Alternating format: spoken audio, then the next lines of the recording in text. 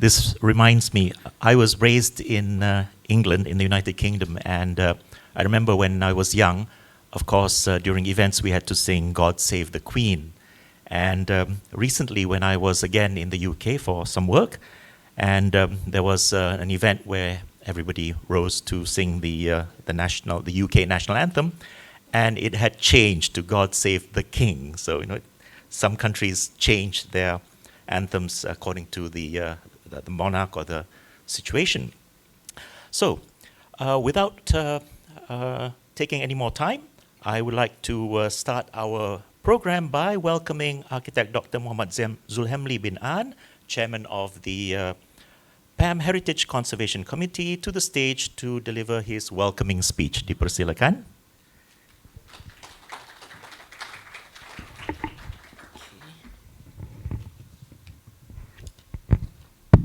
Thank you, Architect Najib. Assalamualaikum warahmatullahi wabarakatuh. Very good morning, everyone.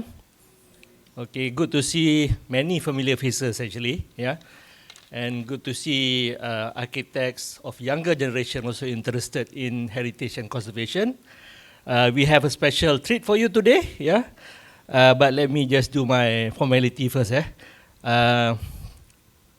Please welcome Dato' Ajida, our PAM President and also PAM Gold Medalist, our speaker, Architect Tan Biu, our sponsor, Ms. Tan Pik Piu. Today is actually one of our regular program under the Heritage and Conservation Committee, where we feature award-winning projects from PAM Awards under the category of conservation or adaptive reuse. And Architect Tan Biu from Penang has made it a habit of winning PAM Awards for the past few years. Please congratulate her. And today she will be sharing with us her latest project, not one but two. She said, I want to share two projects. I said, fine. By all means, please. I'm sure we all will be inspired by her work, and then we can learn a lot from her experience as well. Yeah? Okay. So, other than that, I just want to mention something regarding the conservation industry. If you are interested to become a registered conservator under Jabatan Warisan Negara, please take note. Currently, there are 53 registered conservators in Malaysia, which according to Jabatan Warisan is too many. But of course, we at PAM have our own views on that lah. And to register with Jabatan Warisan Negara, you have to watch out for their advertisement. They won't tell you when, but they will advertise. Check their website. Usually it's in April. So it is not every year, it is every 2 years. So the next registration will be next year. Please take note. Why I'm telling you all this is because we want more PAM members to become registered conservators. Reason being, there are many projects can be considered under the category of conservation works that do not meet the requirement or the conditions under the Act, Heritage Act 2005. So Jabatan Warisan Negara has mentioned that some of the conservators are not doing their work properly, so some of the buildings, especially the government buildings, are not well conserved. So PAM members are involved in many conservation work, but mainly on private ownership. But still, you have to comply to the ACTA, for you to come up with a good project. Yep. So just and the requirements required for you to register as a registered conservator will only be known on the day that they announce it. I mean, there is nothing on the website currently that you can go through to see what are the requirements. No. Whenever they advertise, they will come up with the form, and then only you will find out what are the requirements. Basically, you must have already done some conservation work or research on conservation work, and they will put you under two categories, whether you are a registered conservator for physical work or for research. So that is up to Jabatan Waris Negara to decide. Okay, just sharing with you. So please take note, next year in April. So start looking at the website starting in March until April, because they would not tell you when they will advertise it.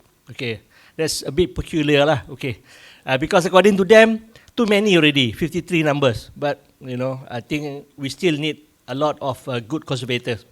All right, I do not want to take too much time. Okay, I want to thank our sponsor. Ms. Tan will do a short presentation, yeah, for us on her product, which I think is quite related to conservation work. And after that, we will call upon Architect Tan BU to share with us the two projects. Yeah, please ask questions later if you have questions, so that you know, we can have a good interaction with the speaker. Thank you very much, and enjoy the day. Please remain on the stage. Photo session. Oh, photo session. Okay. Yeah, we'll have a. As mentioned earlier, now Pam has the photo session up front. So, dipersilakan Architect Tan BU and Datin as well, being the convener. So okay, our photographer is here. Yeah. Yeah. Okay. Oh, bagi token dulu. Oh, okay. There's a token of appreciation first. No, please come up, because we are going to give the token first to our speaker. Okay. Yeah, ini Pam is very good. Ya, belum kerja dah dapat dah dapat ganjaran. Okay. Okay. Please remain on stage. Please remain on stage, because we'll take the photo. And next, okay, for the convener. I apologize. I forgot to introduce Datin. I did mention Datin's name earlier, so. Okay. Okay. Okay. Okay, so now we will have the photo of the three. Okay, just a moment. We'd like to invite our sponsor, Ms. Tan Piu, Sales Manager, Atlas Code, to also for the photo session. Yeah, photo session, yeah. Okay. Okay. Rapat-rapat sikit. Okay.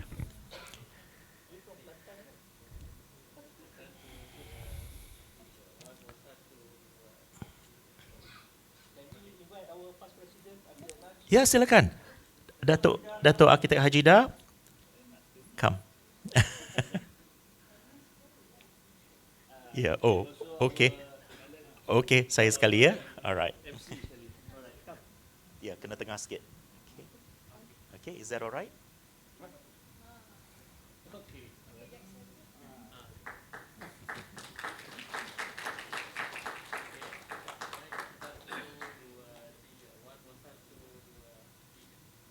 Okay.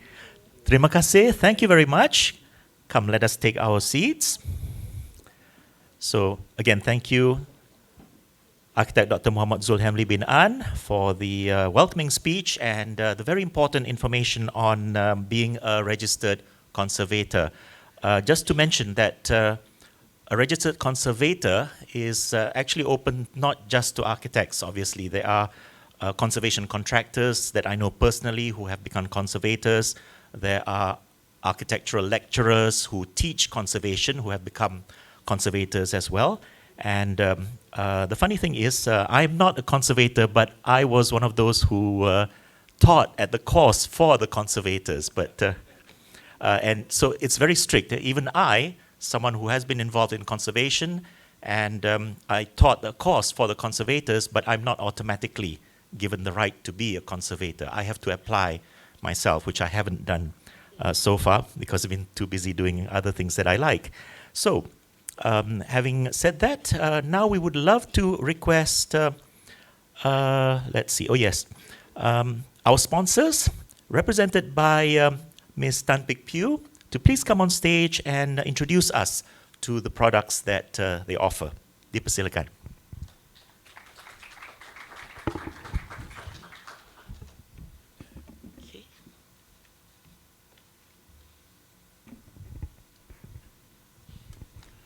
So good morning, ladies and gentlemen. It's a pleasure for me to be with here, all of you today, to attend to this PEM CPD seminar. So today, I'm representing our organization, Atlas Industries Sdn Berhad, and also affiliated company of Kuala Lumpur Kepong Berhad.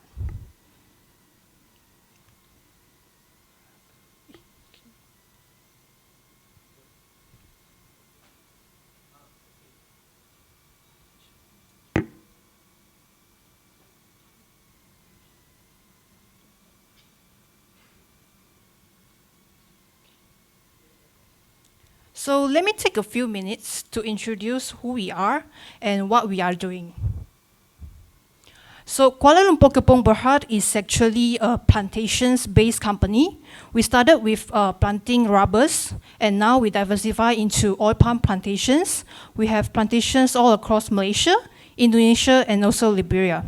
Then further down, we diverse into oleochemicals, and we ourselves are also real estate developers.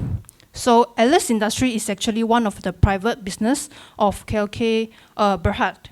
So aside from Atlas Coat, the company also owns Synthomer, which is a global player for the construction chemical supplier.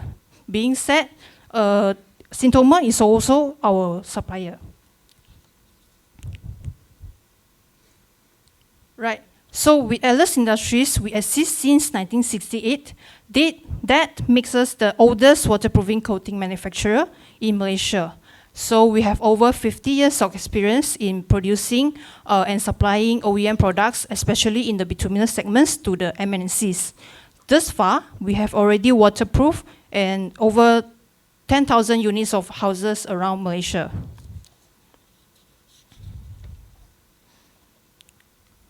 So for Atlas, we begin as a local pioneer in bituminous industrial applications such as buildings, construction, and waterproofing materials, road repair materials, sports court materials, and also some corrosion prevention materials.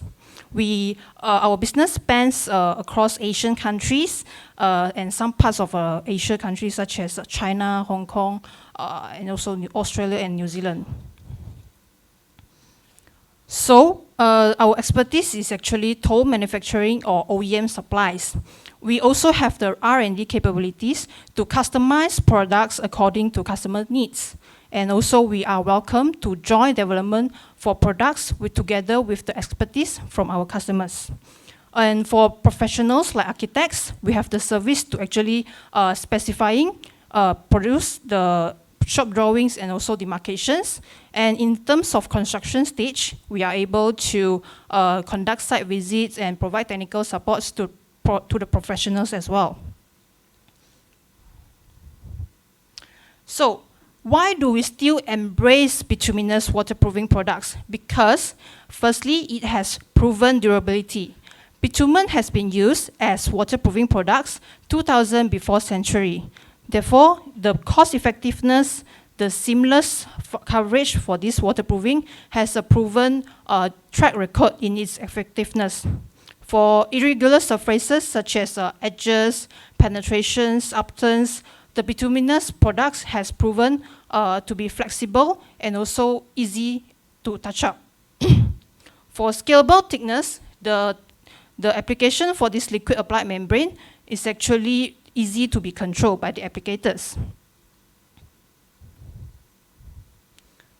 Okay, so for Atlas Industries, we are the OEM manufacturers. That's why product quality is always our highest commitment.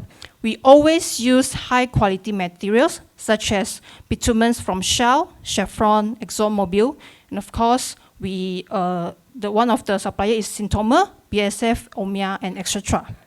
So our star product, the rubberized bitumen emulsion, actually uses the high quality natural latex supported from our very own plantation, the KLK rubber plantation. The latex is a very high premium grade, being that to say we are using the grade in healthcare and also household products such as condoms, gloves, and so on. And Atlas remain the only bituminous manufacturer in Asia to utilize the natural resin-based emulsifier. So this statement is actually backed up by a scientist based in South Africa in his publication in 2021, which he said his team already tested few alternatives, but nothing beats the performance of a natural resin-based emulsifier in producing bituminous coatings. With our commitment in quality, we are certified for ISO 9001 quality management system. We ensure each and every our product is always serum tested and also verified. For products required to be registered with PEN, we will always execute this requirement. So we love our customers. Basically, we supply to all these big boys in the markets in the bituminous segment.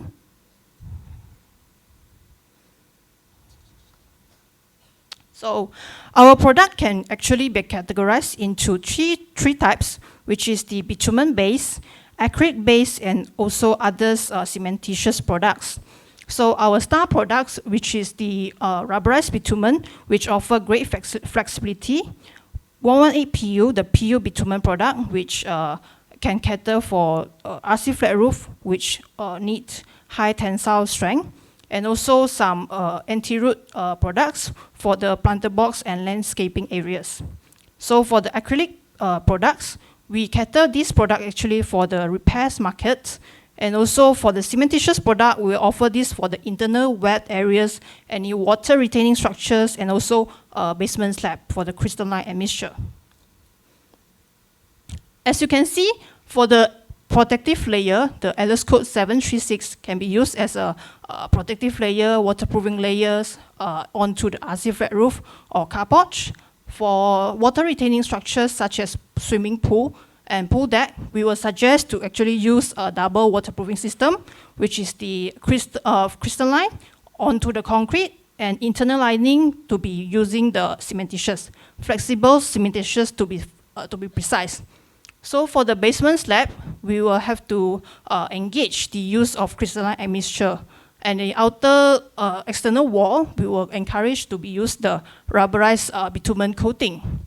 For RC flat roof, depending on the load that the RC flat roof is about to receive, the user can opt for the PU bitumen or rubberized bitumen. And for the planter box area, definitely we will have to ensure the waterproofing to be having the anti-root resistance. For the internal wet areas, it is advisable to actually use the internal for the cementitious.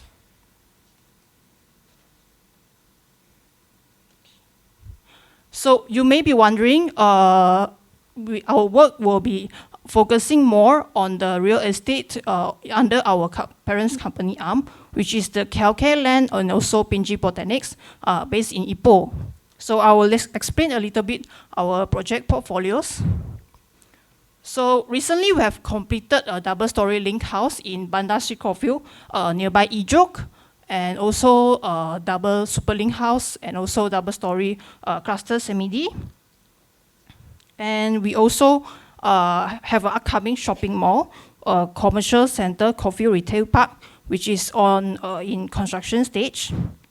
So aside from residential and shopping mall, we do a lot of shop houses. This is Peranakan Place in Ipoh, and also some boutique hotel in Ipoh.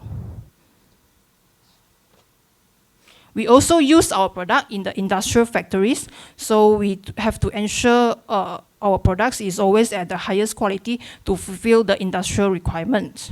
So aside from local portfolio, we have a very strong proven track record in overseas projects, such as in Hong Kong. So I would not say every block of these high-density apartments actually is using our product, but we have been established in Hong Kong for quite years. And also in Singapore HDB flats, our product is actually used for re-roofing projects. So Singapore government has the requirement to re-roofing every 5 years.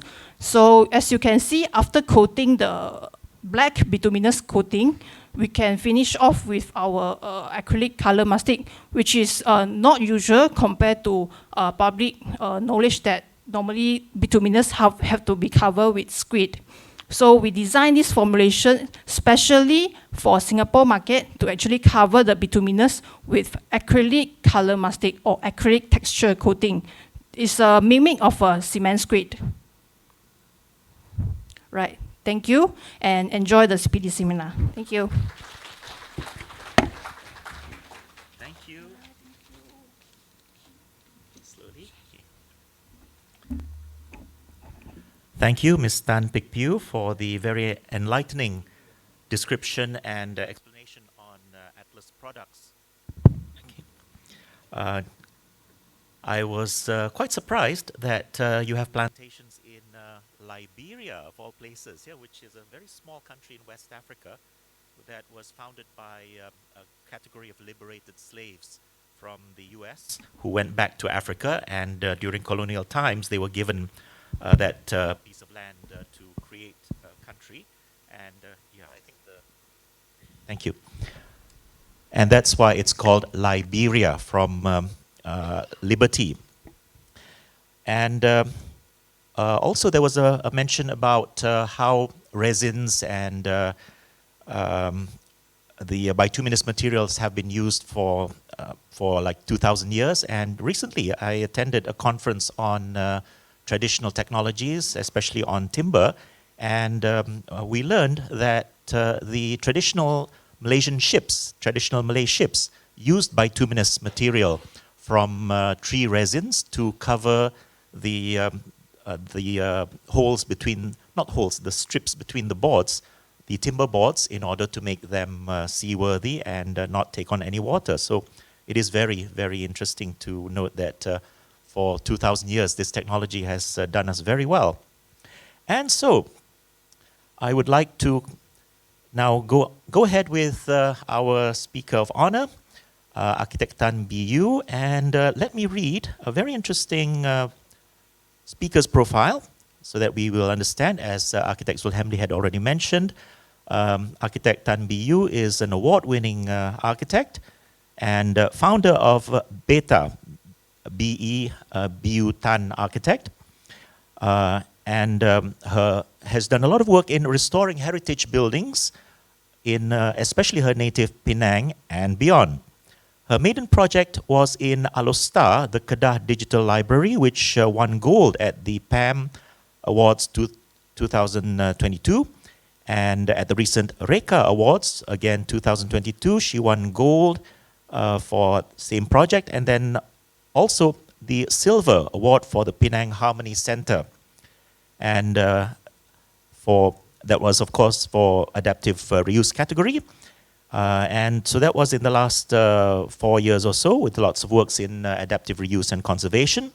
And overall, her works have garnered 9 design awards and 3 gold at the PAM Awards. So please give a big round of applause. It's a very great achievement. And Tan BU's remarkable trajectory had its humble beginnings in Singapore and Kuala Lumpur, where she built a diverse portfolio of both local and international projects in the Maldives, in Dubai, Jakarta, and Shanghai. Upon returning to her native Penang, she spent some years as the head of design for a local design and build developer that specializes in luxury high-rise developments in Penang, and also a project in KLCC. Then she established her own boutique practice focusing on, it's mentioned here, honest architecture. I'm not too sure what that means, but basically like back to basics in design. And her first project, restoring the Penang Institute's colonial annex bungalow, brought her into the path of adaptive reuse, breathing new life into the old dilapidated buildings in Penang, something which we sorely need in the whole country. We have a lot of beautiful old heritage buildings that need to be conserved and to be adaptively reused. In 2019, BU's design of the Penang Digital Library Phase 2 opened to overwhelming public response, as it became the first paperless library in the nation.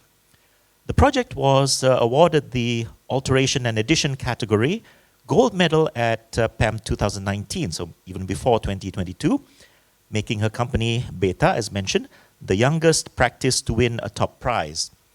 Beta would take home another PAM gold medal 2 years later in the adaptive reuse category for another project, the redesign of the Harmony Center, Penang's first interfaith community building.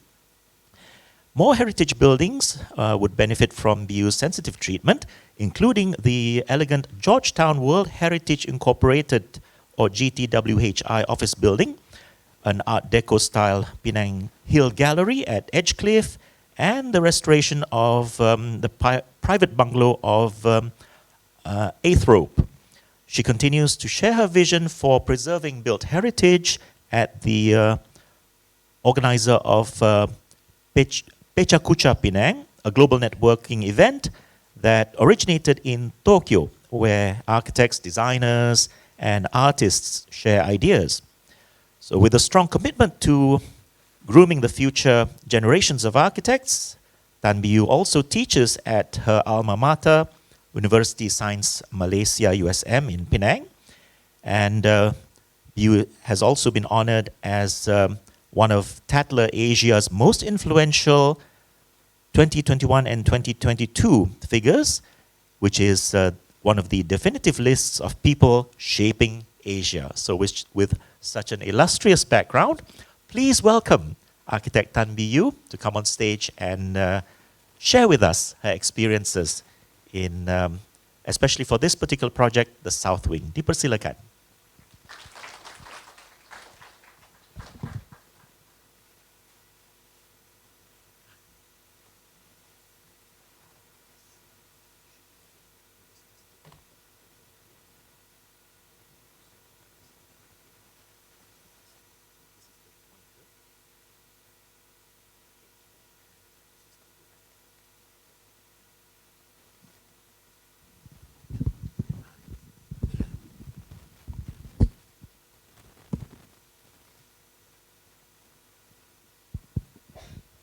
Okay, selamat pagi. Very good morning on a very cozy Saturday. Thank you so much for the lengthy introduction. I feel like, oh, too much. I really never expect such a full house turnout because, of course, number one, very grateful to the committee for nominating me to speak. And to come at this time of the year, 4th October, we are close to 6th October is World Architecture Day. So I was like, okay, this is good timing. And I promise to share with all my heart and then Tanya ask the questions all you can after this.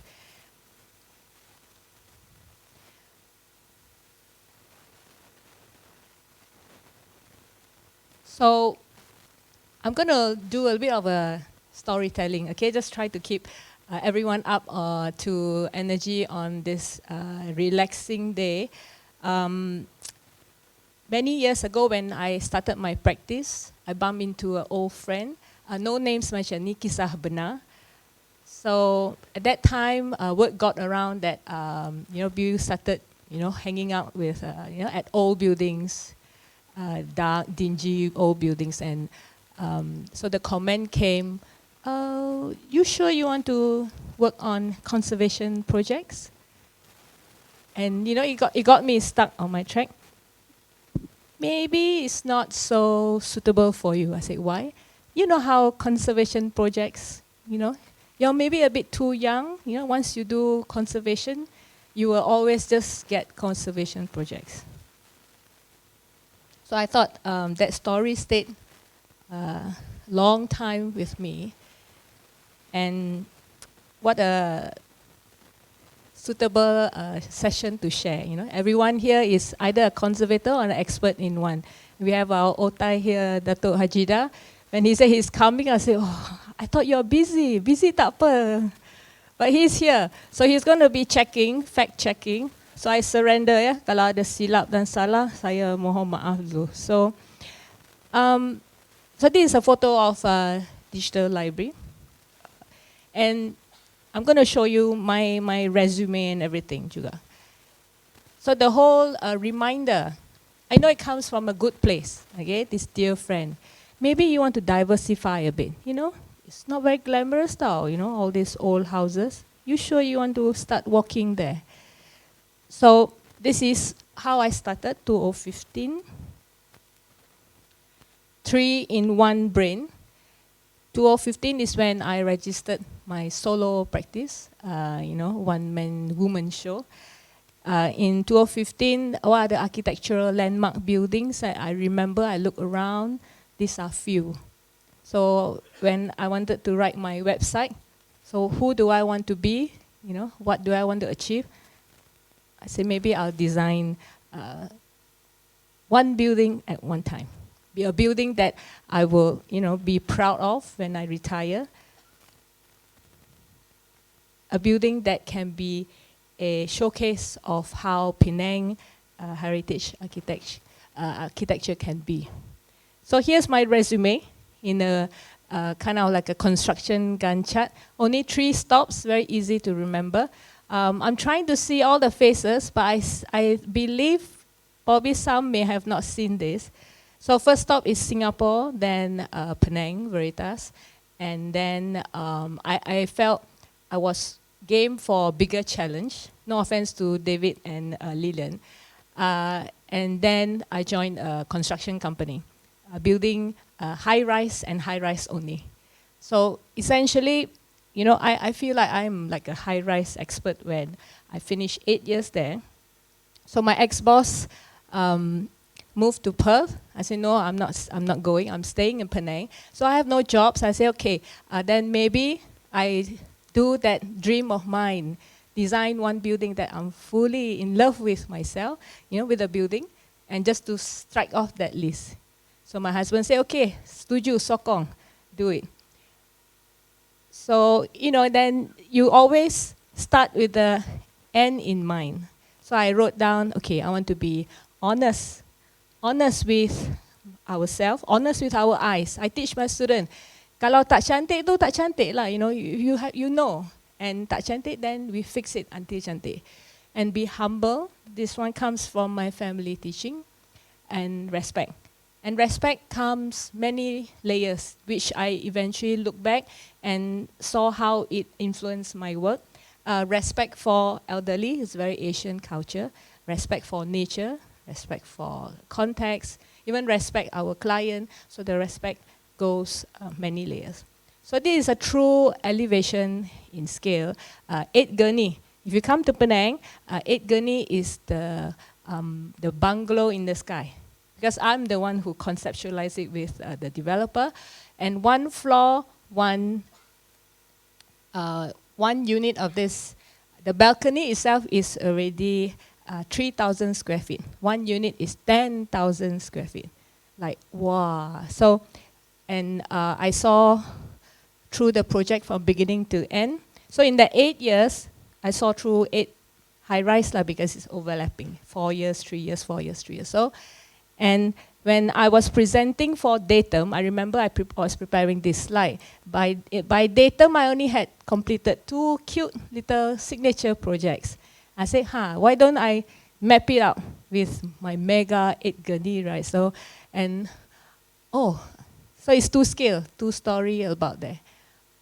Wow. So I paused. I do not know what to say. And are you sure you want to do conservation? You know, sometimes in that crossroad, because I was reflecting on my 8 towers, and these 2 small buildings won awards, and are you sure not continue? To be honest, I wasn't sure. So I just, trot along, and this is 2016 World Architecture Day in Penang. The late Edward Suzuki has since passed. So what I wanted to share was, ever since that milestone conversation, I kept searching for what I want. What do I want to chart for myself? So, but along the way, I joined PEM Northern Chapter. I created World Architecture Day celebration every October. I get a chance to talk to, great architects. And, just let the path take me along. So not sure, then I got invitation to teach in university. Okay, why not, I'm game for anything. And this is me with first studio session with my students at the digital library. And I felt the whole idea of, teaching outside classroom. My students saw immediately, I sketch and sketch in the studio about natural lighting, but when you bring them there, the effect is different. So then I suppose I'm a busy bee. My name has it, BB. So I kena sibuk punya. And so from 2017, I initiate a Baca Kucha event, simply because I felt Penang, like not very interesting event, so why not I create one. And we look forward to Datuk Hajida in Penang next week. Nasib baik datang hari ini. Nanti tak jemput lah on Friday. So so I felt we need to have more parties in celebrating architecture in Penang. This was one of the best fun we had. We've got a paper supplier to sponsor rolls of white paper. The one that kita print A1 tu, we did longer sketch. Me and Edward was there. So along the way, getting to meet friends, architects who are supportive. So they really encouraged me to just follow the flow, and very quickly time flies when you're busy, or time flies when you're having fun. And I look back, oh, this is my earlier chapter. 8 gurney represented, I did 8 of similar. If you see KL, Vport, Vortex, Quattro, so those were under the same developer. And versus what I have completed 10 years under my small little SOPROP 10 adaptive reuse project. So looking back, I felt conservation projects or adaptive projects where it took me to meet a lot of old buildings, to meet owners with stories, and I felt these are projects that brought so much more meaning than all my high-rise project. I hope my ex-boss is not listening. He's far away. And I believe a lot of you are also practitioners in working with old buildings. And conservation projects, it has that magic, and that's when you have more challenge, the sense of reward is stronger. And in the projects like this, where after 3 years of, I wanted to say torture, so I said cannot. After 3 years of challenging journey, you find that when you look back, the sense of achievement, it beats 3945 high-rise project that I've done. And so I felt that conservation, I see a lot of different age group in the room. To me, I hope I've done something of a change, that I've improved the image of conservation. Conservation is not just old-fashioned.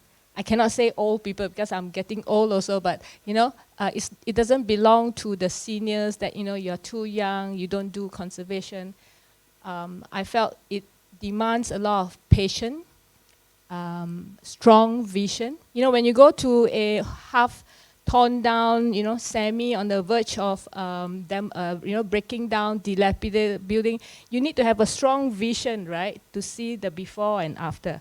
I'm going to show a lot of before and after photo for every project after this. So I want to just throw it to the floor. Conservation, preserve, protect, and avoid change. True or false? Because I felt when I started my first adaptive reuse project for Penang Digital Library, I did not lean to any preset rules. I did not train under any heritage master. And all I did was cost efficiency, speed, and material specification that meets the budget. On budget, on time. And those were the, strength that I developed from my developer project, for high rise. So I feel that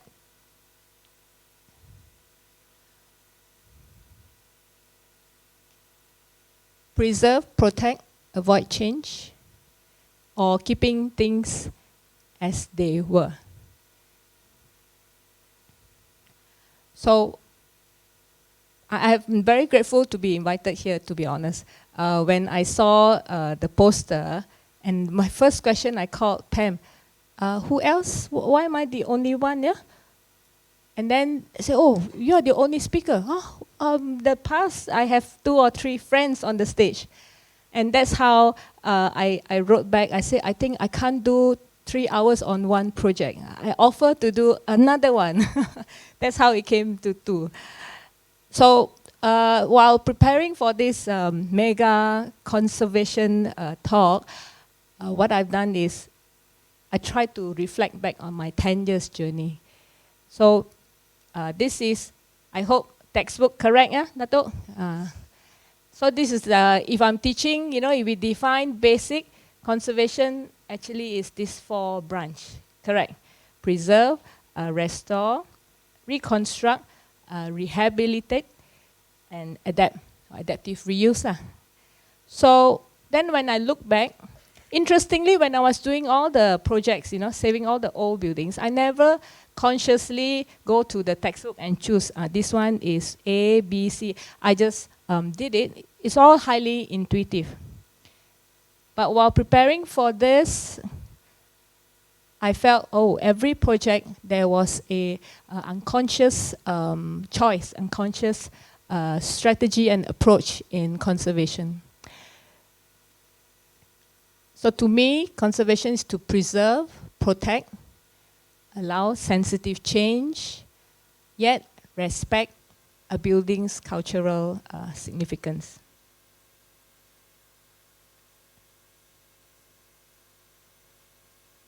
So we go on a quick tour run, okay?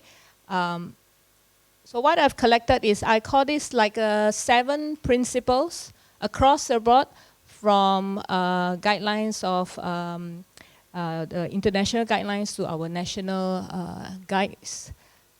Penang Digital Library, to me, respect the whole idea of retaining cultural significance. So that's number 1. Conservation is not just restoring an old building, but it honors the setting, the memory. And I always enjoy stories of I meet friends or say, I used to come here for barbecue when my teacher was staying here. And those are memories that, because this belongs to this in the Penang Free School compound, and the school teachers and eventually the headmaster was staying in this bungalow. But right now, it's already a library. And, when I chance upon stories like this, is how, it warms the heart. So, one of our earlier projects, very low-key, Soka Gakkai Penang Peace Center. It's 2-story, heritage bungalow, category 2. Client requests confidential, so I couldn't share photos from the interior. But this bungalow meant a lot to the religious group, Soka Gakkai. This is the first bungalow that the founder bought when he visited Penang. So stories like this is the reason why we save buildings and give them a second life. And right now, the association and the group is really proud of this building in Penang, become like a destination. All the believers, faithful followers come to Penang, they will come here. There's a memorial devoted to the founder. Penang Harmony Center showcased the whole principle of intervene with restraint. So the restraint need not be from government. I want to share, most of our projects is voluntary restraint. Kita sendiri yang control our own action. So there's a sense of homage to old building, to to respect our dear grandmother. I treat buildings like if old buildings, they are like my grandmother. And this is a new hall, original mansion, like a rumah Melayu. For probably 10%, this place now combined become 100 capacity. But all at the same time, restrained, supaya we maintain the look and character. 4 sides of the elevation were not disturbed.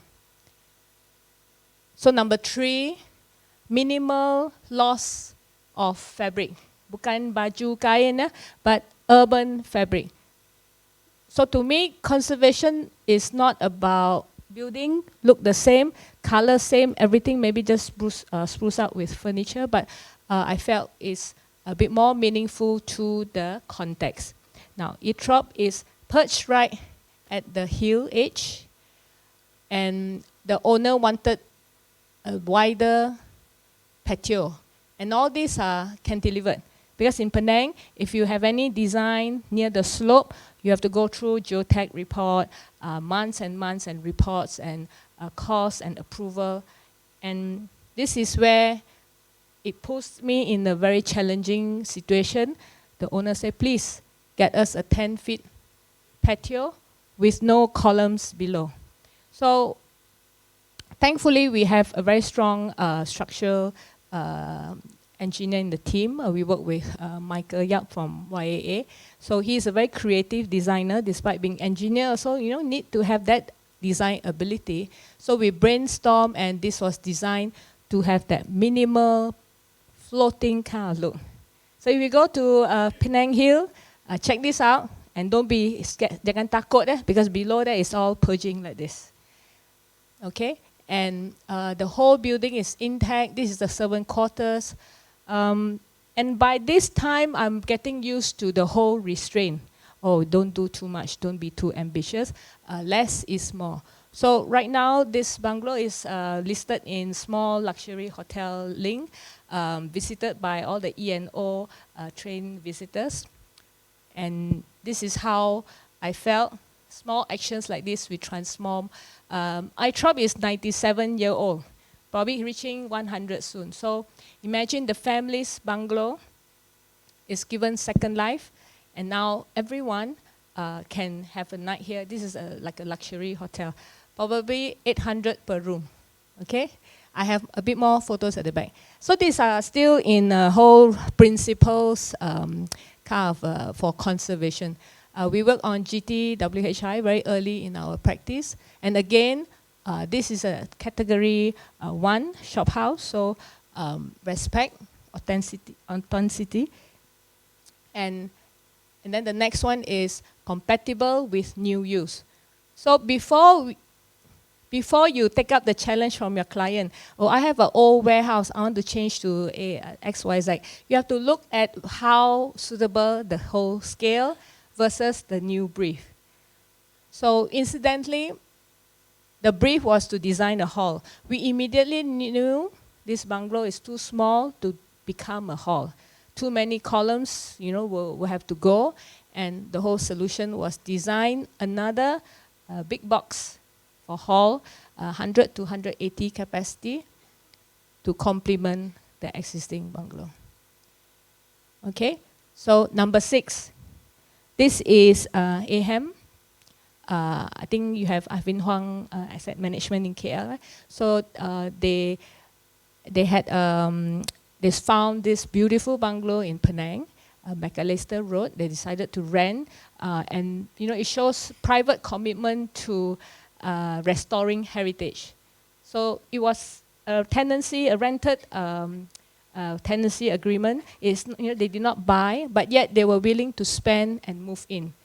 So immediately, number 6 is reversibility of new work. What it means is, in an old house, respect goes many layers. For this project, because it's a tenanted kind of arrangement, within 5 years, maybe 5 plus 5, but at the end of the tenancy, they have to remove everything and return to the owner the original house. So what we designed was like a modular insert, like a cubicle Lego style of office. This is the office for their sales HQ in Penang.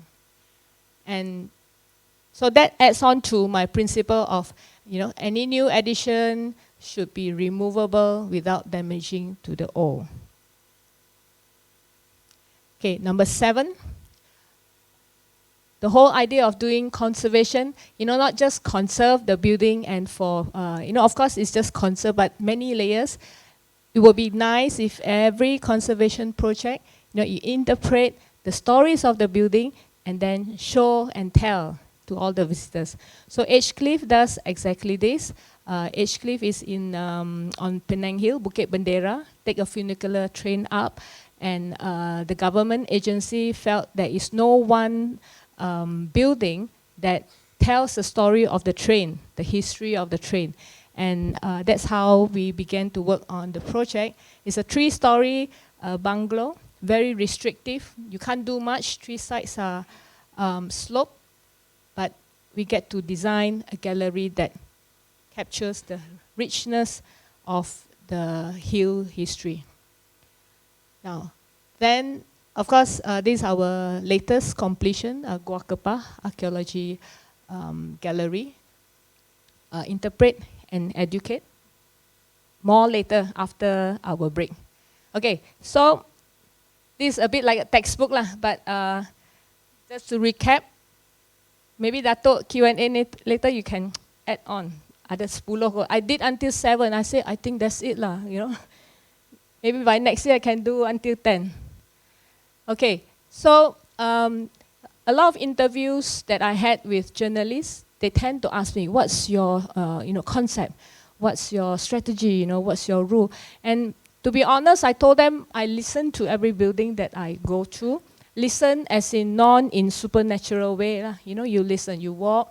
And again, this is kisah benar.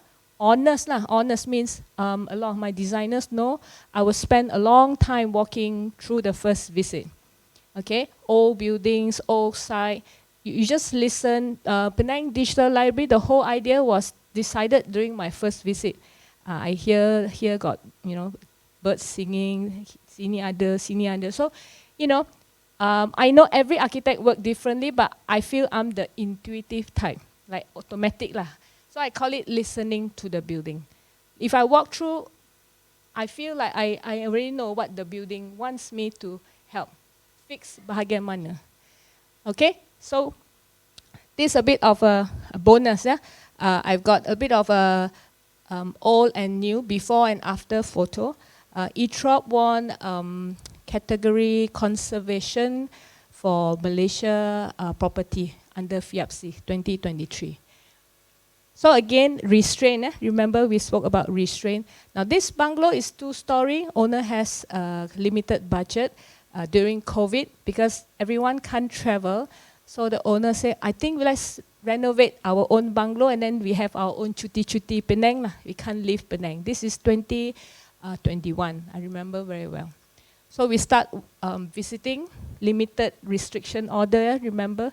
So this is what we saw, but very well maintained building, loved and cared because up on Penang Hill, all the bungalows are private owned, okay? And is passed down generation to generation. Nobody sell bungalow up on Penang Hill because it's such an exclusive ownership, so money cannot buy. How rich also, nobody want to sell you up on Penang Hill. So I knew that, and I immediately thought the whole idea is to open up. The owner said, okay, I think we want to turn it into a luxury retreat.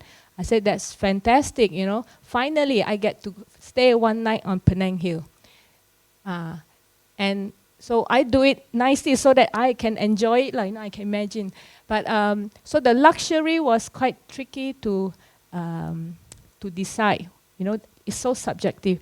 But I'm glad that the owner trusted our instincts. I said, okay, it has to be pared down. Restraint means don't go all out on colors. So it was one strategy. Change the wooden flooring. We grind, remove the old timber varnish, and then let the honest expression appear. This one, honest architecture, macam tu. And it took a lot of convincing, because the owner was concerned, maintenance, and when we told them that I cannot guarantee when you remove the varnish, what kind of patch tone you might get. You might look patchy. But I think they were brave. I said, okay, let's do it. And we added this just to accentuate the color theme. And we left all the timber tone to the original bare place. So this is the living room. And then, again, this was intuitive. I remember walking the site, and then the owners and say, what concept? I said, I don't have a concept. I said, very easy. It's so easy that I feel very shy. Like they think that, aren't you supposed to go back and think harder and make our fees worth it? But you just jalan, you say, you decide already. Okay, so I said very easy. This is a real arch. I said, get the carpenter, come and trace this real arch, put a mirror here. So the whole room become like an illusion of longer space. So what you see, okay, look carefully, this bay window is in the mirror. It's reflecting to this space. Well, this is one of my favorite item because, and then I worried and I regretted my idea. Why? Because Penang Hill, the only access is by train or jeep, jeep yang 4-wheel drive. And quickly I went to check the mirror side. I was like, alamak, the mirror sure they will bring small pieces. So I managed to persuade the contractor, and they were very supportive. And I think I only work with certain contractors that know my, expectation. Macam ni, Miss Tan sure don't want line one, So the boss always, I overhear them telling the team and supervisor. I say, okay, good, you know what I want. So this is a one mirror. This is not another arch, this is a wall. Okay, we move on quickly. So this is the hall. This is the bedroom upstairs. Before and after. Okay, again. So simple things like this. So restraint. To be honest, so I learned that you cannot be too ambitious with old buildings like old grandma. You cannot be too over ambitious. You want to plan, go to supermarket, nak pergi shopping, nak pergi park kan, tak boleh. Just one thing, one space. So that one iconic statement, I persuaded owner. I said maybe we should face the morning sun. Like this is where you enter and then you see the bed. I felt something not right. I said maybe we try this Maldives style. In Maldives, they have water villa. I brought my water villa concept, put it in here. Because you want to, worship the sea. Like, wow, this one is you wait for the sun to wake up. So that is the only change in that room. This is a kitchen. So then the owner from the main bungalow got very excited. Things like, wow, you are very creative. Come, I bring you, show you to this kitchen. Okay, can you turn this into a room? I said, this is a kitchen, So, and there's a column here. So we went to site. All this is with masks, and all that, and social distancing. So we managed to clean up. It's the same view, yeah? We close up the window, remove all this. And the column used to be here. Again, we brought in the engineer, and the engineer very sportingly said, okay, let's do a transfer. And gone is that column. Small strategy creates, that require a lot of thinking. And then all this lighting that you see is natural lighting from the morning sun. Then this is existing master bath, very big. What to do? I say, okay, do like 6-star luxury resort. The window remained the same. Okay, this is window closed by blind, exactly the same. So we repaired the window frame, and even the repair process has to be very painfully removed piece by piece, put up on the jeep, drive down to Georgetown, repair, and come up again. So it was a long, slow process throughout COVID, and yeah, I welcome everyone. Okay, I don't take commission. Right now, it's already back to the owner, but I tell you, it's worth one night. Datuk can try. Okay, so South Wing. Now, South Wing come at the point where we were already at North Wing, our previous office. Okay, and the owner is a government agency, like a think tank for Penang state government, Penang Institute, and house a lot of intelligent, brilliant thinkers. Okay, so it can be daunting, but you know the thinkers. So Dato' Ui, that leads Penang Institute, wanted to create a hub to groom future leaders. You know, he felt there's a gap. No one is teaching the youth about leadership, grooming leadership for the future. And the whole idea was, let's use this house. This is North Wing. North Wing is here, South Wing, and this is the main admin building. Okay, before and after. To be honest, I wasn't very sure to submit for PEM Awards. Macam tak ada apa je kan, like before and after pun like change of colour ni. But after much persuasion from very supportive friends, just try. Okay, just try. But the whole story took a lot of painstaking transformation. This is all as it was rotting away during COVID. So during COVID, the government agency shut down, 100% work from home. So only the gardeners came, and it wasn't the whole, dilapidation. Trees started growing from on the roof, little trees and belakang semua, and it was really on the verge of everything gonna come down. And finally, as COVID was ending, MCO lifted, the client secured some funding, very minimal funding, and asked us to help. Let's turn this around. So again, like any conservation project, like another grandmother, we really have to be patient. We have and be prepared for surprises. These are all original timber flooring. So the place was deserted. The gardeners use it like his mega storeroom, like besar, because nobody uses that. So, and left for many years, and finally, with the funding, with a bit of guts, we started this journey of going through every roof tiles, every window. So the roof tiles is 100% reinstate. One by one, bawa turun, and then they wash.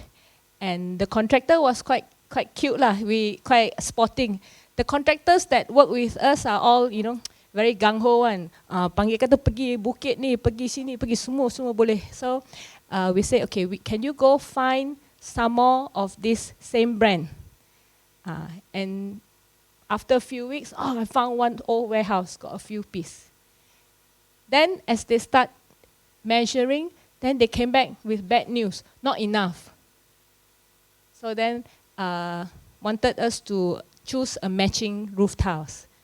So what will all of you do? Our dear conservation expert, do you reject? Ni trainer conservator. So dilarang new tiles, cannot, but not enough sebab the existing roof was quite bad shape. So they took down piece by piece semua, and there were gaps. There were easily like we have an area of 8 meter by 7 meter yang tak cukup. So interestingly, the contractor very eagerly said, okay, we put the new one in the front for you. Then the old recycled yang wash, we put it around. The front one put new. Okay or not, Miss Tan? They call me Miss Tan. I said, cannot. Why cannot? No, then the new one will stand out. So and quickly rush, tell the worker, okay, stop work. Architect say, put behind. Wow, then the workers think like, this lady know what she's talking or not? I said, no, you just put behind, please put behind. So then the front all, Hokkien say sui all cantik. The old tiles. Old tiles photos I'll show you. Okay. Now in Penang, you have a lot of these colonial bungalow. Penang Digital Mansion look like this. The one in Kedah Digital Library pun similar. You have a drop-off, entrance, living room, a dining, kitchen, and this is existing as-built lah, measured drawing. Means all these walls, double brick, Dato'. So when you enter, you feel like 1 degree lower than outside. It's cooler and a bit more quieter. So original programming, okay. So the client say, okay, can you change this into a leadership center? Apa tu, you know, have like an office, have a media, press room. So reprogramming, ground floor, the kitchen and the center zone, we made it semi-public. And we kept the doors here, and then we make it like a function place. And the client say, okay, let's make it like a press room. You know, when they do all their press release, all the reporters all will lock up here, and then they'll announce their policy and whatnot. This will be the lounge. This will be the VIP discussion area. So Penang Institute tend to host the chief minister and also leaders, ambassadors. So they were very game on bringing all their VVIP here in this quaint colonial bungalow. So very humble budget, but sky big kind of ambition. So I said, oh, sounds like me, I can do it. Okay, because I really love a good challenge. And then we kept the kitchen as a kitchen because you have the water tap, you know, the floor. So this is just good for catering preparation, and the VVIP here will be served food. First floor. Now, first floor, later there will be a video at the end. So the first floor has a hall, and below is the drop-off. So it's very typical colonial bungalow. Bedroom, bedroom door, staircase, you come up. So very luxury, very spacious. And what the client wanted was have more functions for meetings, for library. So what we created is a multi-purpose kind of a conference round table. You know, ministers come from ASEAN region, they could host them here. The idea was to have a very private, exclusive destination for privacy. So Penang Institute at that time was a bit disconnected from Georgetown's hustle and bustle. So this will host the round table forum, one meeting room here, and the library on the side. So very simple. So this is the transform photos after. Small actions goes a long way. I told the contractor, please let me know when you want to paint. So I said, no white paint. And they got, hey, all houses must use white paint. I said, no, you just tell me when you want to paint, I give you the code. What code? Some more, just 000 lah, Miss Tan. All houses use white paint. I said, no, okay, I choose for you. So, and the hint of soft gray. So this whole bungalow is not flat white lah. I call it the flat white. And soft grey is that secret MSG lah. If you go on site, you feel like dia nampak mahal sikit tau. Mahal sikit lah sebab we did not use flat white. So small actions, and then the window shutters, a long argument about you want to be a purist or not. Okay, the original photo, you remember what color was it? Pink, baby Barbie doll pink. I said, no, you cannot have leaders come with window pink in color, right? But, you know, there's school of thought that you want to respect the original color. Betul, Datuk, you know.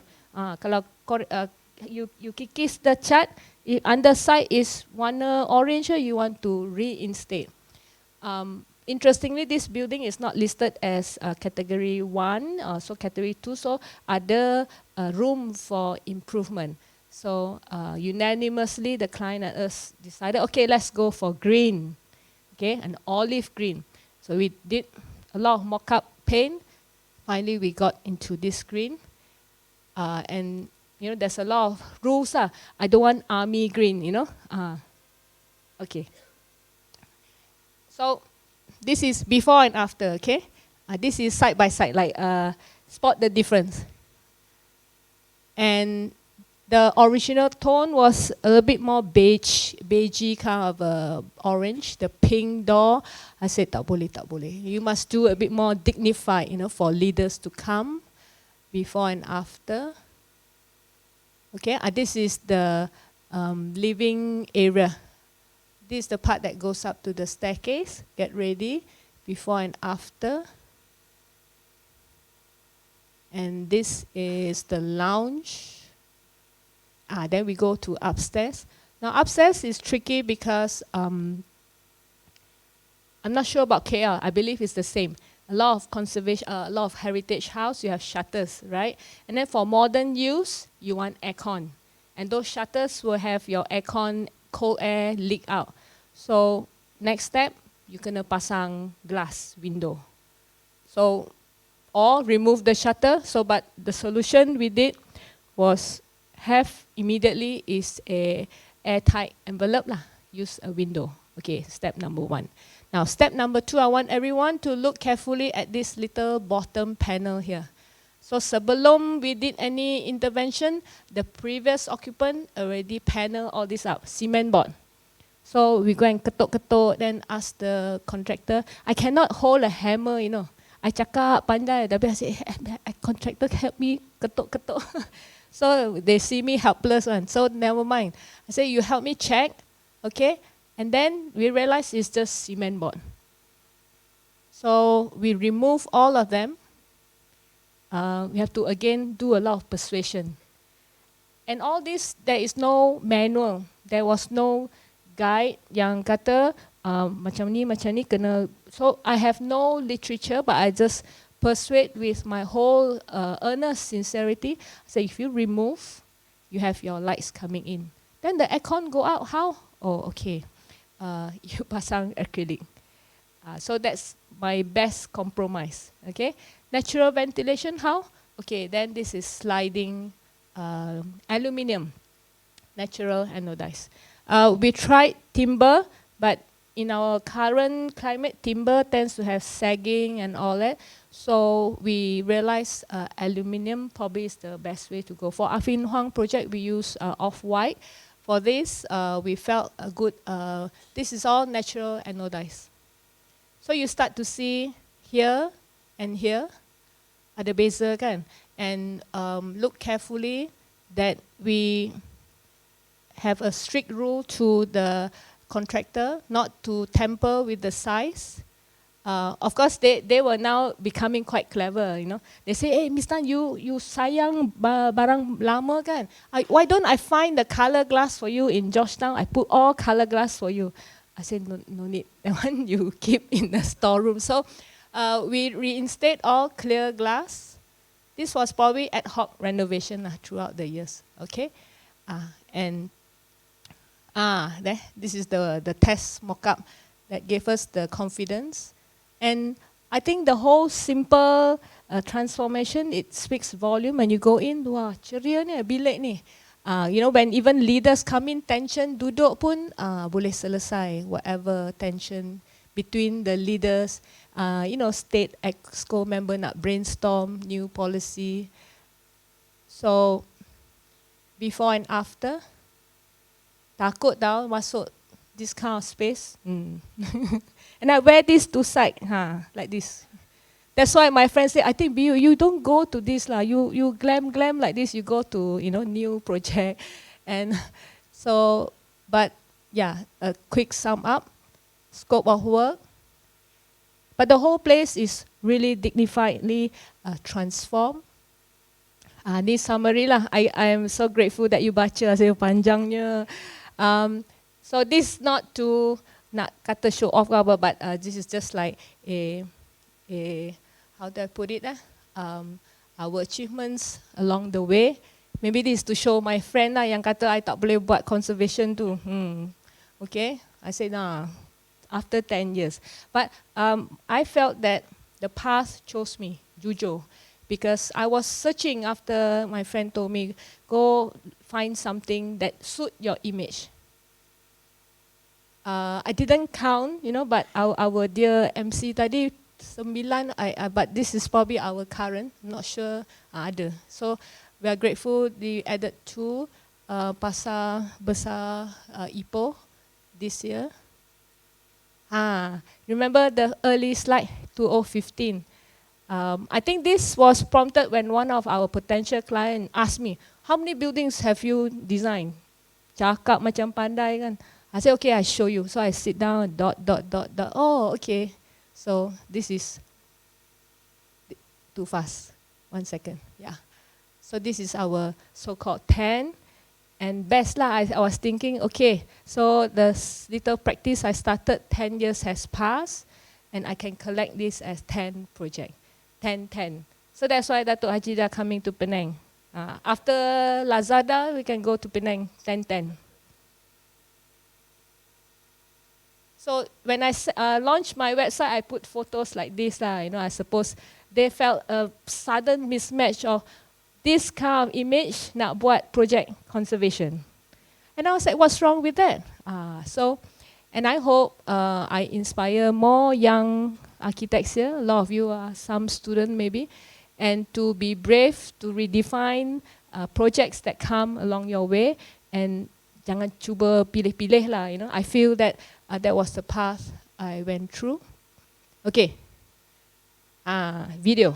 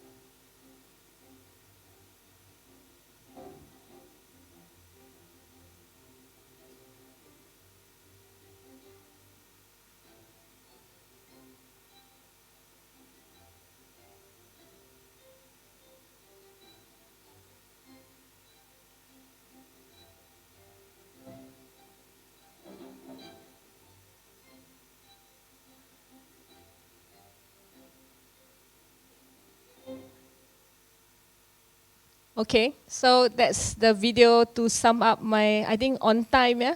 I'm happy to see two of my former architects here today, and Billy, later you guys can go find him. He's the one who helped us complete Sahuing, and all the stories of you not line dia macam ni, you know, attention to detail, whatnot. So thank you, Billy and Yunus. Yunus will be second part later. So thank you so much for our first part. We take a break. I will talk to you after the break on Gua Kepah and probably Q&A. Let's have some debate. Yeah, back to you. Thank you.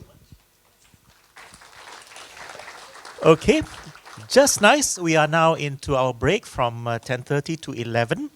And please come back on time because there will be an announcement for an upcoming competition which begins today for architects.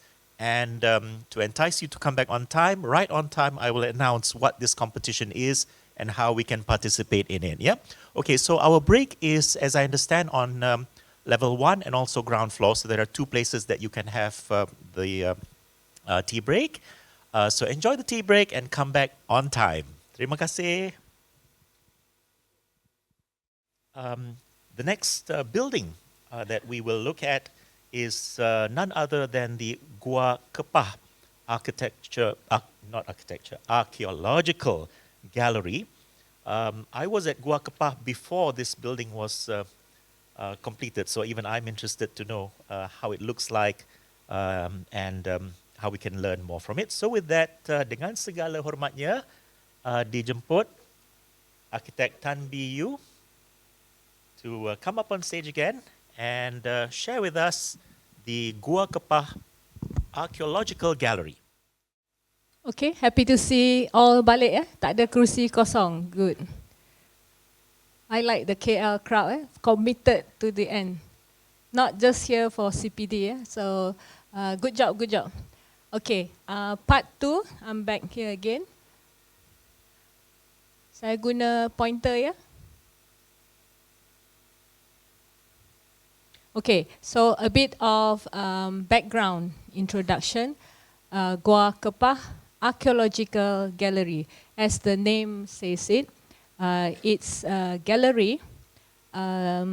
Museum felt too heavy, too busy, too serious for to attract attention of visitors. So it was named as a gallery. Archaeology implies something with bones underground. Okay, saya mula ya. DJ, kita ada DJ atas. Okay. So, again, very grateful to be here and really appreciate Pam for recognizing our hard work. We received this invitation quite shortly after we came for Pam Awards. So, I macam, wah, terharu betul. I say, wah, somebody took notice. Okay, thank you. Saya terima, I will come. And because it means a lot, I feel architects should and want to be proud of our work. So this whole project, now I will not take Dr. Prof. Mokhtar and Dr. Saiful punya thunder and lightning. He will do his archaeology talk. You can invite him another round, but I will focus on my architecture. But the whole gallery will not happen if Prof. Mokhtar Saidin did not discover the bones in this location. So you just Google Gua Kepah, Penang, and headlines started from 2017, where he discovered a full-bodied skeleton, about 5,000-year-old woman. And at that point, the state chief minister bagi nama lah, Penang woman. So yes, it's a big thing for Penang because we've never had such a level of discovery and far off in the mainland. And with the discovery, 2017, but the whole funding and the project started only as late as 2022-23. Okay, so there was a temporary shelter over the site. This is the temporary shelter. So immediately after the discovery of the bones, the state mobilized funding. JKR came in to put in temporary shelter to protect the excavation site. Okay, a little bit about the site character. The entire ground is filled with shells, kepah. Okay, so shells. And this is what Prof. Mokhtar taught us in the team, because every consultant meeting ada archaeologists. Lama-lama pun we learn a few things from him. So from Prof. Mokhtar, constant passionate lecture and teaching, this whole site used to be a midden, M-I-D-D-N, like a bukit, like a timbunan kepah, like a pile of shells. And this is Neolithic times. And the theory is the site is near the river, and 1,000 years ago it was a maritime settlement, and in the Neolithic times the kepah, it's all maritime diet. Okay, so after the shells kepah makan tu dia buang dia timbun, and the timbunan midden became multi-purpose timbunan tanah, the like we have reclamation, so and then also become part of burial ceremony. Okay, so you look closely, so the skeleton was discovered underneath the midden in a pile surrounded by shells. So the entire excavation site semuanya kepah, shells. And I used to joke with the consultant, ini 5,000 ni 5,000 tahun, 5,000 year. But the archaeologist has collected all the full piece kapah shells, and the ones preserved on site are, for conservation reason. So the brief is very clear.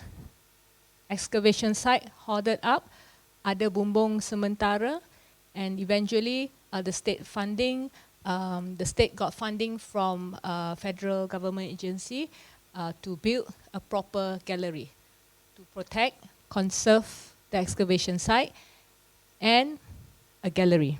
Itu brief dia, okay? I always tell my students, design brief is like a restaurant order, betul? Okay, ayam goreng 5 keping, and orange juice 2. And so what is our design brief? And a lot of questions arise. So why need to build a gallery? What is the purpose? Okay, and a few core reasons. So this is one of the archive photo provided by Prof. So this is an actual shell midden with a little human scale. So he projected that the shell midden was as high as 6 meters. How we connect this, I'll tell you later. Okay, so one of the main purpose is preserve, protect the archaeological heritage. So I thought this is a different level of heritage pula lah, not just bangunan, but the entire ground is a piece to protect. So this is like uncharted grounds for our team, but the archaeologist is always there. Every meeting, every consultant meeting, he's always there for advice and comment. Okay, number 2 is public education and knowledge dissemination. Even until today, when it's complete, many do not understand what is the whole significant. So it's not open yet, okay? So you guys get a bit of a preview. It's going to open soon, end of this year. Number 3 is cultural and community engagement. So I summarized the whole project, took 1-2 years of design back and forth with the client. We did multiple romantic ideas, museum. I always wrote in my book, I want to design a museum. And the day came, wow, happy, because I opened my whole book, so many options, below ground, Zaha Hadid style, do a hum, invisible museum. And one by one get cut out because, number 1, the entire ground is a shell midden. I can't do an underground building, okay, out. So fast forward to what we kind of like narrowed down, where the client also agreed, where the budget also agreed. Okay, we didn't get I wouldn't say luxurious budget, but was just nice, something for us to push. So the idea was having like a box of buildings touching the ground lightly. I'm very inspired by Glenn Muckett, and 100% natural lighting. By this project, we have already completed more than 10 plus, and we can never stop experimenting with natural lighting. Okay, so this is the order, okay, like a fast food, one box, one side, and the order is so-called the design brief. Okay, design a gallery, have a hall, and need a lab, okay, for archaeologist lab, because in Penang, with the discovery, comes the potential of creating a hub for archaeologists to congregate, to share notes, with people like Dr. Saiful, to have conference, and all to continue research at the site. So this is the activator of the whole project. Without the excavation, there's no justification to even create a build project. So the 4 components, the whole purpose, it's as simple as this. How would the architect do it? It was left to us to propose ideas. So I made it very simple for today because we have 1 hour. And the actual process was furiously intense. A lot of sketches, a lot of back and forth. But for presentation, narrative purpose, we simplified for very easy to digest kind of understanding. So sequential experience. For me, I love designing museum. When we design Edgecliff Gallery, I always string it like a sequence. Like when you go IKEA, you can't escape the bedroom without walking through the sofa. You have to go through that single line. And I love that strategy, so simple yet so effective. But I want to make that sequential experience to be clear. Okay, this is linear, right? One after another. Tak ada shortcut punya. Tak boleh one nak balik cepat pergi 4, cannot. Once you are in 2, you have to go to 3, go to 5, I said, oh, this has to be the underlying rule. And last, excavation must be last. So when I teach design process with my students, I tell them very honestly, this look like step by step, but actually the real process, it's not linear. You go to the end, then you come back. But what is sure, the narrative, okay, for me when we design the museum, is a storytelling juga. And like any good movies, you keep the ending at the very last. Okay, once in a while you see Tom Cruise, cliffhanger, he's going to drop off from the plane in the 5 first minutes. But I want to keep the excavation at the very end.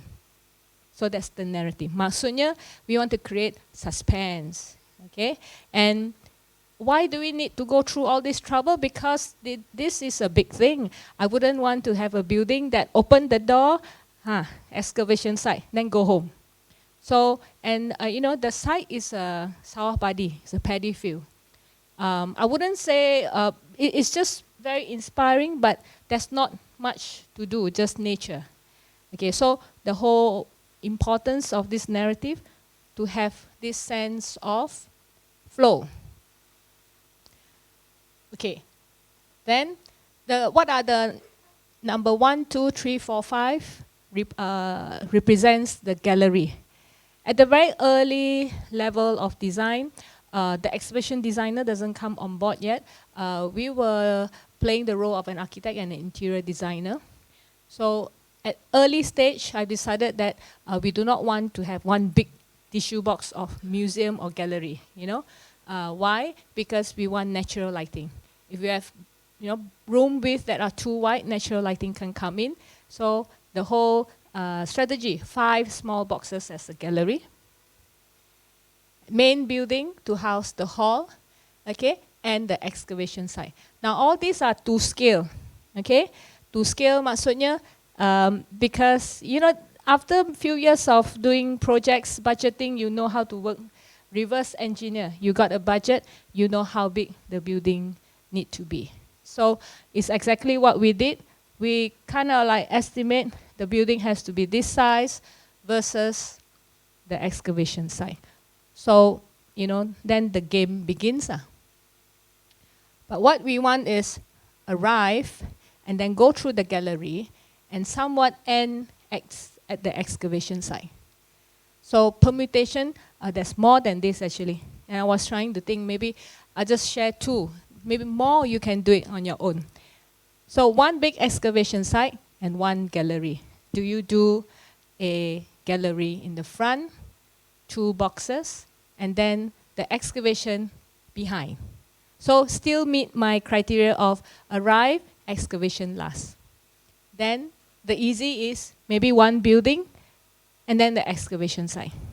So these were real stories of discussion with client, with the QS. And I love working with my consultants who always give me extra ideas. I always tell them, what do you think? Tell me what is the best way to meet this budget. My QS will say, oh, you want to meet the budget? You just do all 1 building. Aircon, very efficient. All is 1 line, distribute. Water, sanitary, do all 1 building. Your fire, everything will be very cheap. 1 building, and then excavation site, do separate. Then the archaeologist came in, said, okay, architect, you propose. His criteria, the excavation site must not get rain, must be conserved, must be preserved. Kalau boleh, aircon. I said, okay, then we work on the budget. Okay, so I have to fulfill archaeologist's criteria and also the budget. And the client put a lot of trust in us. So this cut like 300 drama episodes to the end. So we settled with arrive main building, okay? And then, you know that linear line, we just bend it around the excavation site. Win-win. Why? If imagine, I'm sure all of you are experienced architects. So imagine building another enclosure, and it must be having good ventilation. So I can't do low roof. I have to be a little bit of double volume kind of a feeling. So one double volume roof plus 1 story or 2-story kind of gallery. You actually spend more this way. You know, you have to handle the rain, you have to handle the wind, you know, you have to handle the wild animals. Serious, you have, you know, chickens and cats, and we don't want them to go over the excavation site. So we have to protect, jaga, and then we have to build and then do a bridge.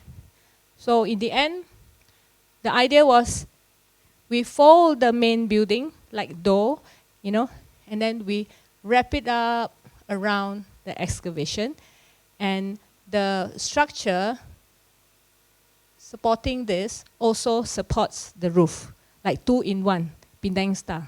Okay, I'm 100% Penang, so you know, champion. And when I work with my ex-boss, I became even more champion, you know, like higher level champion of safe cost. So I say, okay, then sounds good. Then the engineers start to worry. Oh, then how many aircon system are you going to have? You know, are you going to have 6 buildings? You know, 1 building budget already very tight. Okay, so the story continue. Now, so it was a intense layers of wishes in the mind of an architect. So in my mind, I have an architect, I have an interior designer, I have a landscape designer. So they are constantly arguing. That's why sometimes I don't sleep well. They gaduh, and then I say, So, and earlier the decision was I want to raise the ground because it's all excavation midden. So you just plug in pilotis, put the space on top, and you know, air can go through. Rumah Kampung Melayu style, right? I say, okay, must do that. How to weave it into this? So layer by layer, okay, we surround them, we lift them up, and all this can be walkway and excavation shells can still be visually appreciated. And then remember, I say I want suspense. I don't want the visitor arrive. Oh, I can see the excavation site there. Okay, finish, can go home. So how do you do suspense, right? We hide, you know, put them in the corner. So it was quite like, you know, low-tech kind of strategy. So the idea is we've extend, prolong the arrival experience. So in the end, things fall in place, they say. Problems wouldn't solve on its own, but you know, after a lot of hard work, it will fall in place. Eventually, we did not do air condition for the excavation site, but 100% natural ventilation, 100% natural lighting during the day. Okay, and by very strategically designing the roof to be at par with the pavilion boxes around. So now the planning to design in an inexpensive way from the beginning. I've understood, even though Zaha Hadid is my hero, you know, but I knew in Malaysian context we can never achieve a good budget with curve, you know, parametric forms. So it all has to be linear, no wastages, full stop. Okay. Now, archaeologists work with grids, right? They have grids to, you know, have a record. A1, this point, they found the artifact. So we were inspired by how they have this grid along the excavation site. We say, okay, Prof, we also borrow your grid, become our building grid. So all this, these are all 2-meter grid. this footpath is a 2-meter grid? Oh, because this is the excavation site. The moment they found Penang woman here, they stopped and preserved. So the instruction was to conserve, okay? And it remained here. And this whole site was earmarked as the heritage site to preserve, okay? And we extended the grid, all these are the grid 2 meter by 2 meter. We say, okay, we extend grid juga lah. All these are 2 meter and very easy to remember, okay? Now, look closely at the main road, Gua Kepa, main road. Next, left and right are Sawah Padi, okay? And the back as well, Bendang and all that. So it was tricky. You enter here, the only entrance through a culvert, required parking, and the excavation site is here. We did hundreds of permutation.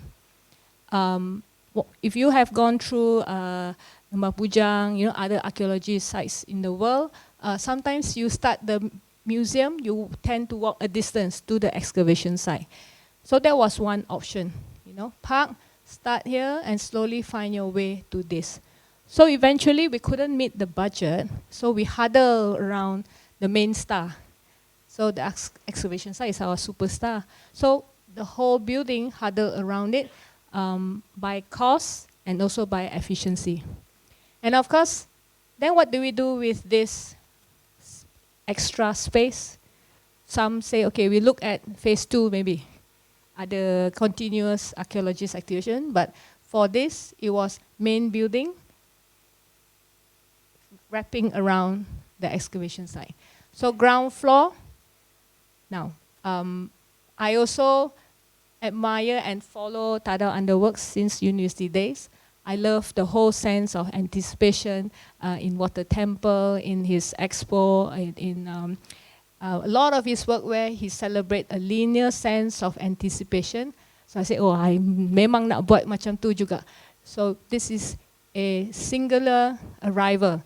Maldives will have a lot of this, the jetty arrival. And I love how when you drop off from the seaplane, you keep walking because you know the island is waiting for you there. So, you know, because I have to enjoy my work, right? Because otherwise, you know, it's all taking out a lot of time, so I might as well go all out. So I say, okay, ni kena bagi romantic punya. Okay, then there's this footpath. Why? Because we want to have a connection. In the northern corridor, there's Lembah Bujang and Sungai Batu. Okay, and then we have this whole high level of ambition. They say, okay, kita nak kaitkan Gua Kepah ni dengan Lembah Bujang dengan Sungai Batu. Macam mana? Dengan tali merah ke? Sampai jauh. Okay, they say, no, this is a subtle homage. So we went to the satellite Google map. We mapped this to Sungai Batu and Lembah Bujang. And then we have this linear homage. Bukan kata saja lah, but I felt the need to have some relation. Oh, then the client was pleased with this, and they call it the Northern Triangle, you know, the archaeotourism corridor at the top north of Peninsula. Okay, so now when you arrive, main building, and then you have a footpath for the ground floor around the excavation. This is for only the staff and the researcher. The full action starts at the top. We made the arrival, again, amplify the anticipation. We had this ramp. I always want to have a museum that arrives by ramp. So this is a good chance. You ramp up, arrive. You can easily walk here, no, but we make everyone enter through this linear. You come out to 7, and Penang Woman Discovery Site is here. And then you go down again. So it's in a very simple, almost very faithful to the diagram that we draw. The floor plan, kalau pun macam diagram tu jugalah, you know, same. And now, the front building, so we were inspired with this whole story of the mound, yang 6 meter tu.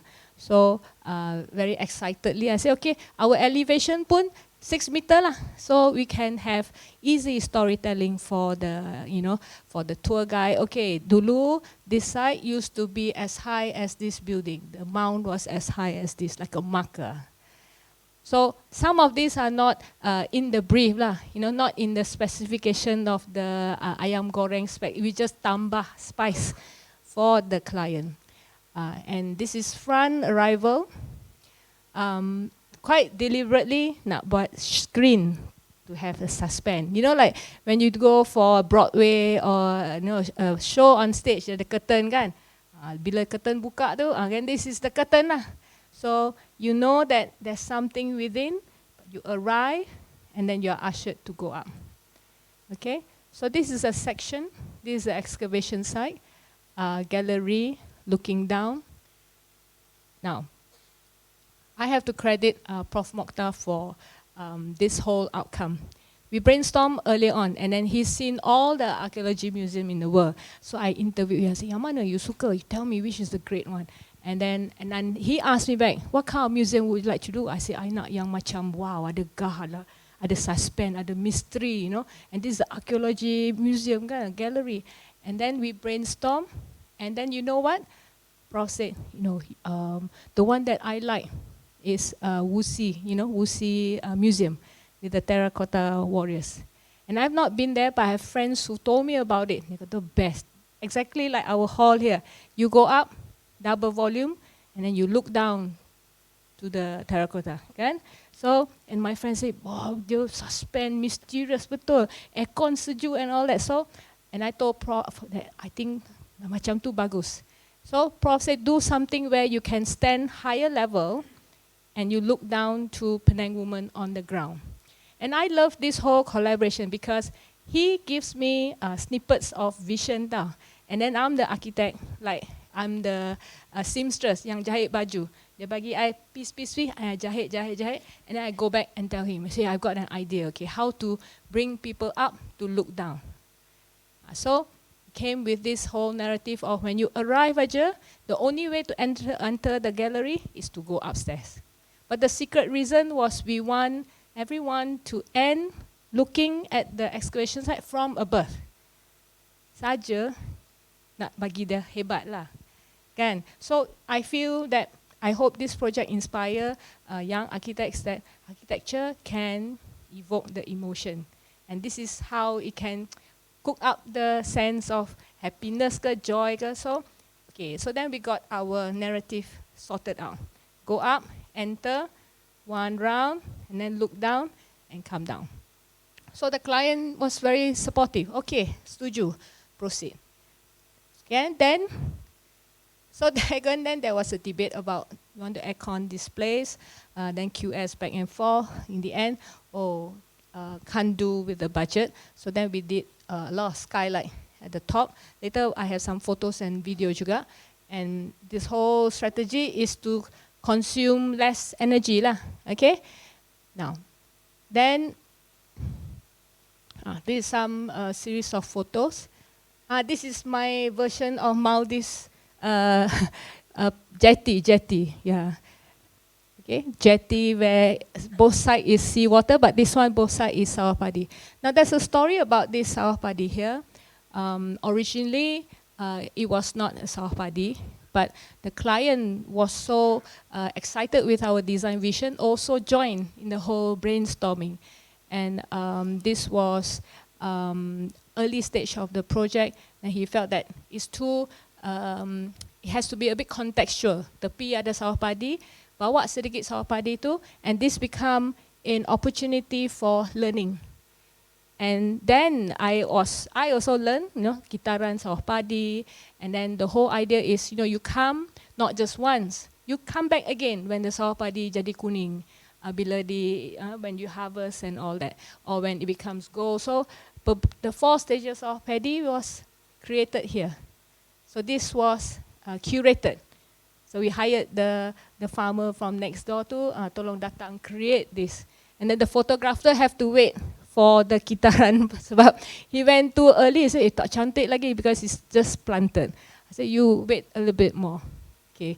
Then, yalah benda-benda macam ni, Okay. This photo was taken when this counter semua belum unwrapped because the building technically is not open yet, but it's completed, got CCC. Okay. This is the linear arrival. So this was some of it were part of our dossier during PEM award submission. We highlighted like design excellence and play of architectural features. So we went with a lot of duality lah. I panggil duality, you know, you have dark and light. Again. So we go with a lot of high and low, a solid and void, and then you know the outdoor and the indoor, and the frame within the view and the view. So we have a lot of this. So visit lah when it's open, light and shadow. So hide and seek is one of the so-called secret turning points. Even though we are architects and interior designer, at that point, the exposition designer just need to come in and put in the display. But the whole selok belok going around the museum, we pay so much attention to it. Like when you walk, suddenly there's a window. Oh, you can peep down to the excavation site. And every window has a reason, and every wall is placed because a lot of thinking is done. Now this particular box, my kids say they look like digital library. So, and my boys are, you know, they are always my honest judge. Huh? They say, oh, is this your new library? I say, no, it's not a library. So, so this is the entrance, the bridge, the first gallery. This window, deliberately, saja saya nak and allow the morning sun. This is the morning sun. And I told the photographer, you please go morning, take this shot. So this morning sun, okay, why? Because I don't agree to have museum that always play with dim lighting, you know, cold and dim sebab nak bagi spotlight to the feature. So I berkeras, I say, okay, I think there is a way to balance natural light and the museum display. I cannot show any interiors now because I think keep some when the building launch, then you can go see. Okay, so this is a view from the excavation site. This is our shelter. So this shelter, this one is because I think a lot of my students know I'm OCD, means I detail betul-betul kan. All these are equal distance, zero wastage, right? We work very closely with DMI Roof because they are able to keep up with our commitment to detailing. And from beginning, I say, give me the most efficient roof size to his standard width. Maximum roll, no issue, but the width. Then after that, I run to the engineer. Tell me what's your most optimized distance. There is a thing called overbuild, you know. So I only work with 1 or 2 regular engineers where they know that I'm all about efficiency, and I say you don't overbuild, don't oversize. Then, so a lot of back and forth lah. So you look closely. This I will tell my students that the white span design, okay, and I'm very grateful our engineers could do this very well, and it has to be mirrored. So banyak criteria lah, okay. So 100% natural ventilation, and this one could keep all the ayam and kucing or cannot come in, okay. Cats tak masuk. But we in the end I think they will have some mesh, but so now what you see is there is display of solid wall and window. So the reason was we had a lot of hide and seek. When you walk inside, tiba-tiba menjema frame view of the excavation site. And when we walk further, the wall on here becomes a display on the inside. So even without the exhibition designer, we were able to provide and macam curate. I say, okay, this wall for outside is for impact. Inside, you use this wall. Okay, this is the view where the end point. This is how they continue excavation and they found the Penang woman. And this is exactly how we imagine it in our 3D SketchUp. If I show you our 3D SketchUp, dia sebiji macam ni because we built our 3D to detail, and you look closely, this is all the skylight that we carefully detail to bring lighting onto the excavation. And even lighting pun, we have to get approval from the archaeologists. They cannot have direct EV, cannot have too much. You need that balanced spot. So there's a lot of back and forth. And because I want no wastages on the roof, my skylight cannot have random lah, faham? Lepas tu, my skylight has to perfectly terminate at the steel batten. So banyak lah detail here and there, okay? And in the end, I think the photographs look really dramatic because macam ada spotlight, but it's actually the skylight. This part, I think it's this part here. Because the excavation come to this point, and then they found the point. Shell.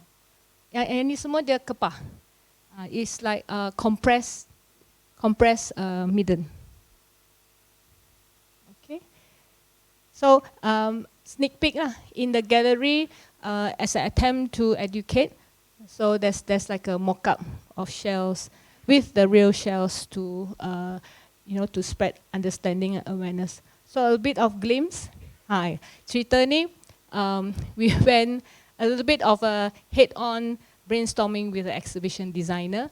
Usual exhibition designer need all the walls, and architects and ID already prepare window for lighting.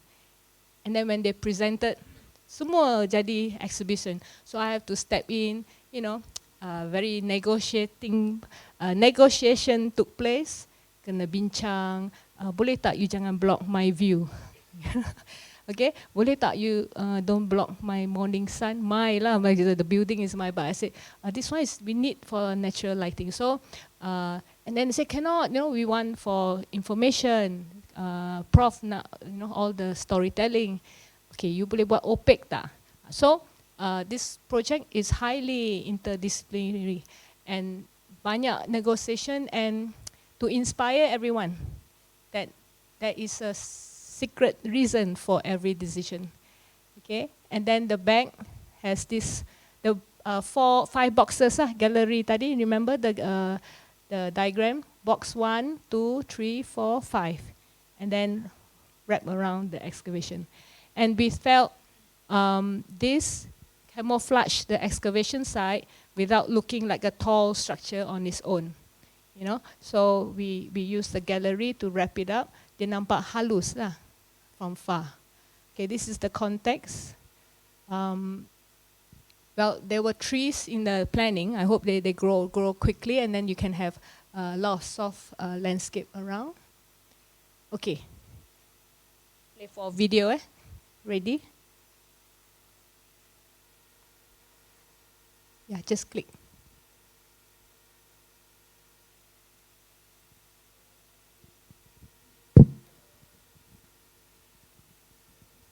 We have another full version online. You can just go to YouTube and look for it.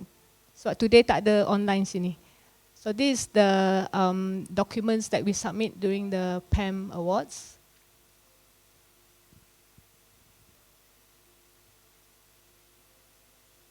Yeah, so the videographer also went a few times. So this is a montage of different stages. This is unfiltered lah, real. Okay, the skylight.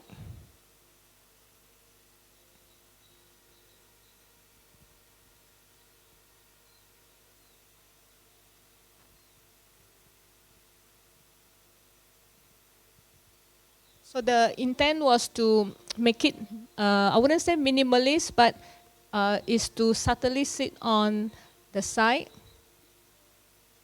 and also to fulfill the budget limit. You get to see this a bit of inside and outside.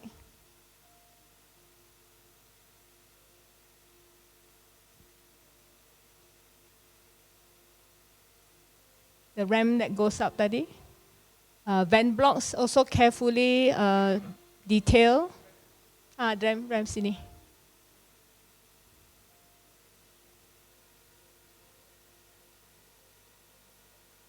These are all recycled wood panels for a bit of a 3D illusion. Actual middens, these are actual shell middens plastered on the wall. We want so badly to integrate building and shells.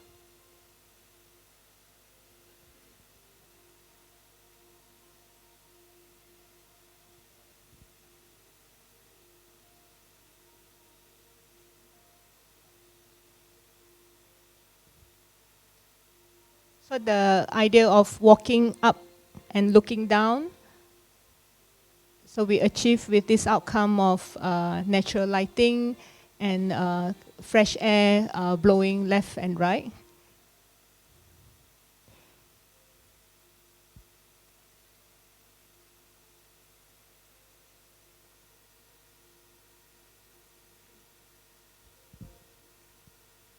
So we imagine at night, maybe we can have movie projection on these walls, and memang we proportion the whole walls to be usable.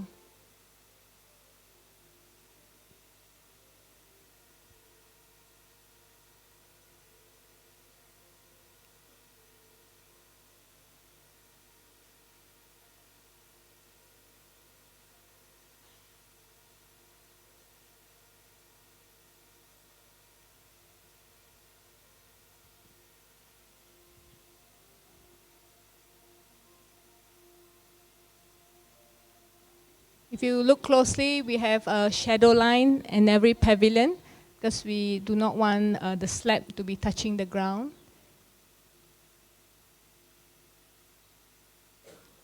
So we hope you visit Gua Kepa in Penang when it opens. Should be by end of the year. Okay.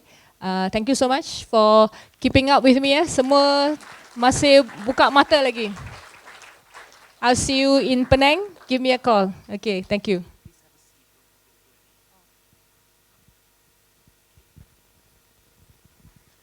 Terima kasih. Thank you very much, Architect Tan Biyu. That was a very, very interesting presentation on the second building that we've been introduced to today. And so after this, we'll have the Q&A session. And just a little bit of summary, as Architect Tan Biyu had mentioned, Datuk Professor Mohtar Saidin, and we both know him very well. As I mentioned, I went to Gua Kepa long before the building was, and at that time was just sheds, just basic sheds. And some people might want to know, what does Gua Kepa mean? And Gua, not Gua, yeah? Gua is of course cave. Gua, G-U-A-R, has about 3 meanings in Malay, but in this sense, it actually refers to a kind of small hill that is likely to be not natural. Okay? If it's natural, it's called busut. If it's not natural, then it means it's called guar. And very precisely, in this sense, they discovered that, like you said, it was created by prehistoric people, prehistoric humans, and it contained a lot of kepah. And the kepah is, again, in Malay, it's one of 2 or 3 kinds of shellfish, including mussel, M-U-S-S-E-L, which they ate a lot during the prehistoric times because it was so easy to find. And so over the years and years and years, they threw away the shells to create this. And this is where we come to what you mentioned, midden. I think some people don't know what is a midden. Well, archaeologically, Professor Mohtar Saidin was explaining that midden is actually, not very glamorously, actually it's an ancient or prehistoric rubbish dump. Okay? And precisely because of that, because it was created by the things that they threw away. So it was the kepah that they ate. You know, there was a whole community there that supported the Penang woman, which actually is kind of a counterpart to the Perak man. You may have, I think we may have heard, which is in Lenggong. And so that brings me back to Lenggong. And as I promised, the name of the oldest mosque in Malaysia that is known so far is Masjid Raja Kampung Cepor. Masjid Raja, Kampung Cepur, and actually my memory served me right. Yes, it was, construction began in 1539, so I was right there, yeah. So we come to just nice our session for Q&A, which I will help to moderate as per my responsibility. And as usual, please raise your hand and just state who you are, where you're from, and fire away your question. I have, actually I received one question by WhatsApp. If there are no other questions, I will bring that up, but we give a preference to those who physically raise your hand and ask your question. You have your microphone there. Oh, you have that one there. Oh, okay. Already hold it. Okay, silakan. Just raise your hand. Don't be shy. Usually our Malaysian friends, they ask after event. Yeah, that's the problem. Yeah, they come after, then baru dia tanya. Okay. Please. Again, there is no such thing as a stupid question. Yeah. Okay. As long as, and this goes back to, as you said, honest architecture.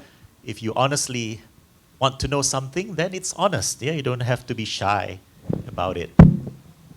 Because I know I have the person who sent me that WhatsApp message. Dia kata dia malu nak tanya. Okay. Since nobody want to ask question, I'll start. After this, I think the questions will come, inshallah. Yes. Okay, Architect Tan Bee, thank you for sharing with us your work in Penang. I really admire what you have done for the South Wing. Now, my question is a bit general.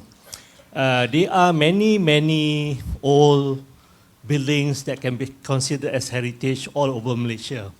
Do you think that we have done enough to actually preserve this building? And if not, what needs to be done so that the public will appreciate the building and we don't see them being demolished all over Malaysia? Thank you. Okay, simple but very powerful question from past President Pam. I think as architects practitioner, I hope my sharing can inspire you to, love old buildings more. And there's no barrier. I harap hari ini punya talk is to crush that barrier that conservation is for old architects. But that time, I rasa I pun dah tua, because maybe I look young, I don't know. But my kawan yang good intention, you're a bit too young to do conservation. Are you sure? So I think to answer Zul's question, we need to show how old buildings can be transformed. Dengan itu, that can inspire more interest. You have to get the ball rolling. I give you a story. The Etrop bungalow up on Penang Hill. Before the owners decided to renovate, no one will ever thought of renovating the old bungalows up on the hill. Why? Few reasons. Because it's very tricky to do renovation up on the hill. Dia payah. Because contractor pun price tinggi, 10-20% higher than the city rate. Because no point ada manpower, semua kena naik jeep. So cost mahal, payah lah. Then the high humidity was a deterrent. But suddenly, it took one brave family owner to come forward, complete it, and then they got really successful feature. Everyone talked about it, and the ripple effect starts to happen. How do we know? Because the neighbors start to contact us. Neighbors bukan immediate lah, up on the hill is like a kampung juga. And then these are all bungalows, and they start to say, our family also want to renovate. And that is a classic example of one successful building can inspire lebih banyak lagi lah yang nak juga renovate. And then when they walk through the space, oh, I didn't know a 97-year-old house could become like this. Then they run back, tell their family that our house ada potential juga. And it takes all layers of society, and I think as practitioners we can start dulu. And then owners, let them see the outcome. tak payah pujuk dah.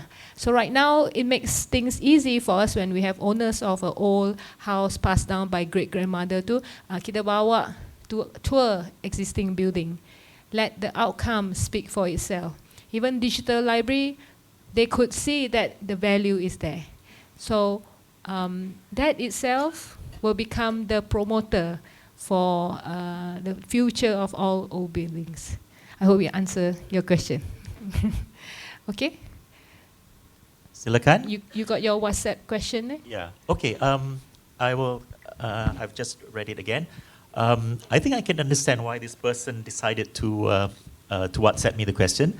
It's a bit of a unique question, and it does require a very honest answer. Supernatural.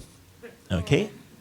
We all know that all buildings, anywhere, not just here in Malaysia, anywhere in the world, all buildings tend to have a haunted kind of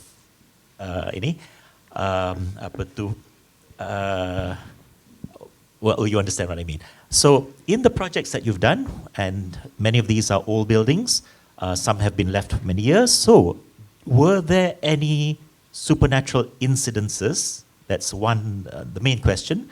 Number two, besides, even if there were not any supernatural incidences, and if there were, how were they overcome, or were they handled, or not? Were there any prayer sessions for particular buildings where the owners wanted to have a prayer session?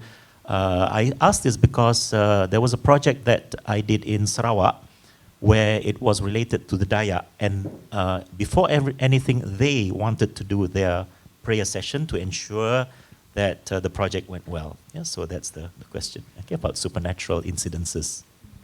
Is this common in your conservation talks ke? This is what you all discuss menarik.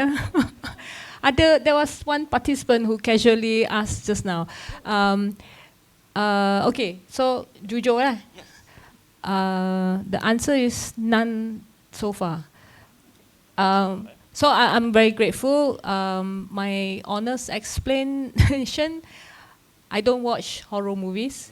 Kalau nampak aja, I change I don't channel. watch. Yeah, I don't watch horror. Then since teenage ke, kalau ada nak horror house, you know, yang pesta, no thank you. So anyway, to be honest, I'm very grateful so far. It's been professional. It's been professional experience, but I treat the project with a unspoken respect. That's the best explanation I can. Meaning, you know, the words that you speak, you just watch your tata tertib, your budi bicara in the old building. You go carefully. You see. Jangan. I usually don't talk much. Go around because I don't talk much because I need the senses to inspire me. The sensory experience, the smell, something smell, apa ni panas ke apa. So that is important when I don't speak. If you have attended my talk on Harmony Center, the true experience was I went into the house. Dia nampak suffocating. If you not like it's just visually suffocating. Maksudnya, okay, like in this space. My eyes was searching to look for a window. Dia tak ada bukaan, okay, because it was left as an office, okay, and office needed aircon, and they don't like the window, so they shut all the windows, so semua bilik tu tutup, and masuk tu bau, feel rasa sejuk, but that's about that, and immediately I say, we have to transform this space to be inspiring, and whether the inspiration were different level of supernatural or a true inspiration, I don't go to question, but I take it into as, okay, the intuition say, open up, bring in the lights. Open up the roof, bring in the lights. And then the space now, not an inch of uneasiness. So, I tak ada sensational story to tell, but Yeah. And then I think someone asked, do I visit the old buildings alone? No, usually I go with my assistants, go with the client. I insist going with the client so that we can experience the space together. Thank you, very good. And since you had asked me if that's what we discuss, yes, it's not a topic in itself, but usually at the end, we will touch upon, and exactly like you said, we always say, when we do the training, we just say, be respectful. Be respectful of the space.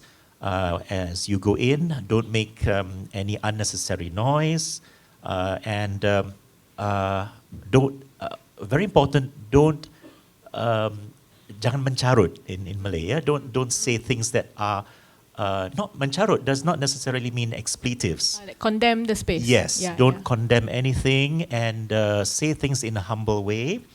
And of course, for Muslims, there is a prayer that you pray before going to any undertaking, actually. So that usually helps for Muslims a lot as well.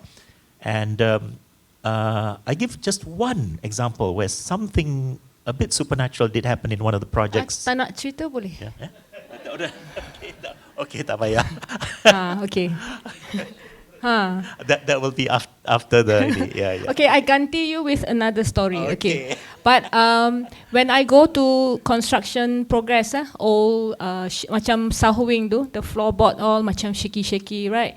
So throughout the process, one of my former architects this year, you can ask him witness. So I tak akan jalan depan punya. So when contractor think they are being a gentleman kan, ladies first. I say no, you go first. So meaning yang so-called questionable, bukan kata nak bahayakan contractor, but I said you know where to walk. And where he walk, I will walk. Actual footstep, faham? Kalau dia macam ni, I say okay, ikut.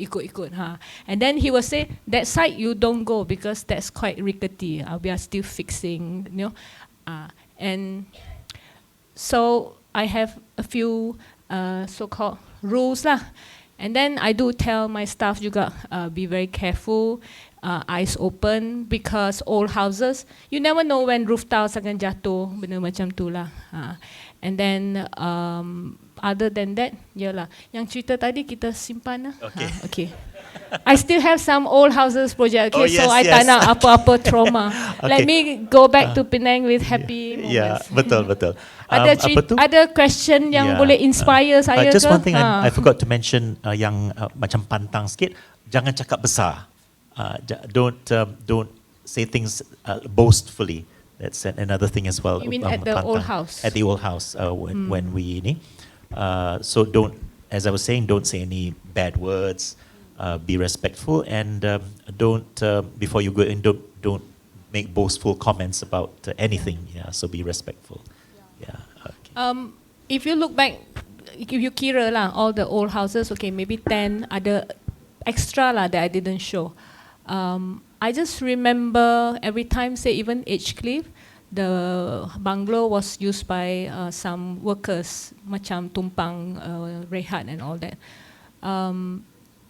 I always see the light at the end. Maksudnya macam tempat ni muram, tempat ni masuk aja, I can tell macam-macam ideas to the owner. I say, oh yang ni, if you buka, you boleh buat macam ni. You buat macam ni, buat balcony, oh you can see the view. So somehow my mindset geared towards seeing the positive potential of every old house.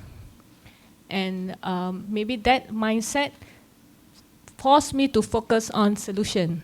So I tak pergi fikir about, what to look for in a supposedly old house should be looking for. Like I don't go and look for it. So I cuba datang, like I come in peace, I nak save you, I want to make you beautiful again. Macam tu. I tak cakap lah, okay? Don't say I'm teaching you this lah, but the innate subconscious is I come with good intention. Itu aja. But sometimes you That's what we teach as well. I gantung pada intuition. Maksudnya certain house Chinese say like has a feel like a chi lah, like a positive vibe or negative vibe. But yang negative tu you probably don't go too deep already lah, faham aja lah. But so far, I think it's been a good experience for me. So janganlah takutkan budak-budak, student kan. Then the Architect Zoo nak save all the old buildings in Malaysia, we need the student to take up. So no scary stories, okay? Actually, mine was not really a scary story, but I would, like you said, I won't divulge it now, because we want to give opportunity for others to ask questions. Yes, we saw a hand. Silakan. Hi, my name is Ilyas, and currently working in a local practice in Kuala Lumpur. Thank you for your sharing session. I'm very much inspired with your workflow and everything. My question would be, can you share a little bit about how you handle your clients in terms of when you want to convince them in terms of conservation? Because, or maybe when you were approached, most of your clients already have intentions of doing conservation, because maybe we were approached by some clients with buildings, maybe not listed building, but they wanted to just demolish or, so maybe you can share some your experience, how you convince them in certain things. We just want to know, because usually when we were approached, they just want to demolish or just build a new modern styles. So it's so a bit. Did you manage to persuade? Where is your tahap sekarang? Dah demolish dah? Or still in the persuasion stage? Still in persuasion. Oh, so how many? And also we don't have much experience in the conservation. So it's just that we spoke with Puan Zuraina before this, so you just want to know in terms of what are your challenges and how you overcome. Unless if your client is already with the intention of doing conservation, maybe it's a bit easier than compared with some clients, they just intention to just demolish or just want new spaces, profitable, everything. Yeah, okay. I want to quote Datuk Hajidah tadi. Datuk say, I pandai conviction, ada conviction then boleh persuade. Then I was thinking, ya ke, maybe, but what I did was, you just believe macam in all sincerity lah, that then you have to be creative. I don't have a real set of template answer, sebab bahaya tau, different client, different budget, different building, but the general advice is you have to find the right timing. Okay, sometimes when the first no, you can just gracefully accept. You wait another 2 weeks later, you cuba lagi. Sometimes it can take 3 to 4 times, 4 rounds of cubaan, and then before you expect it, tiba-tiba client call you say, I think I saw somewhere who did that building. Okay, I want to do it, and it may become his idea.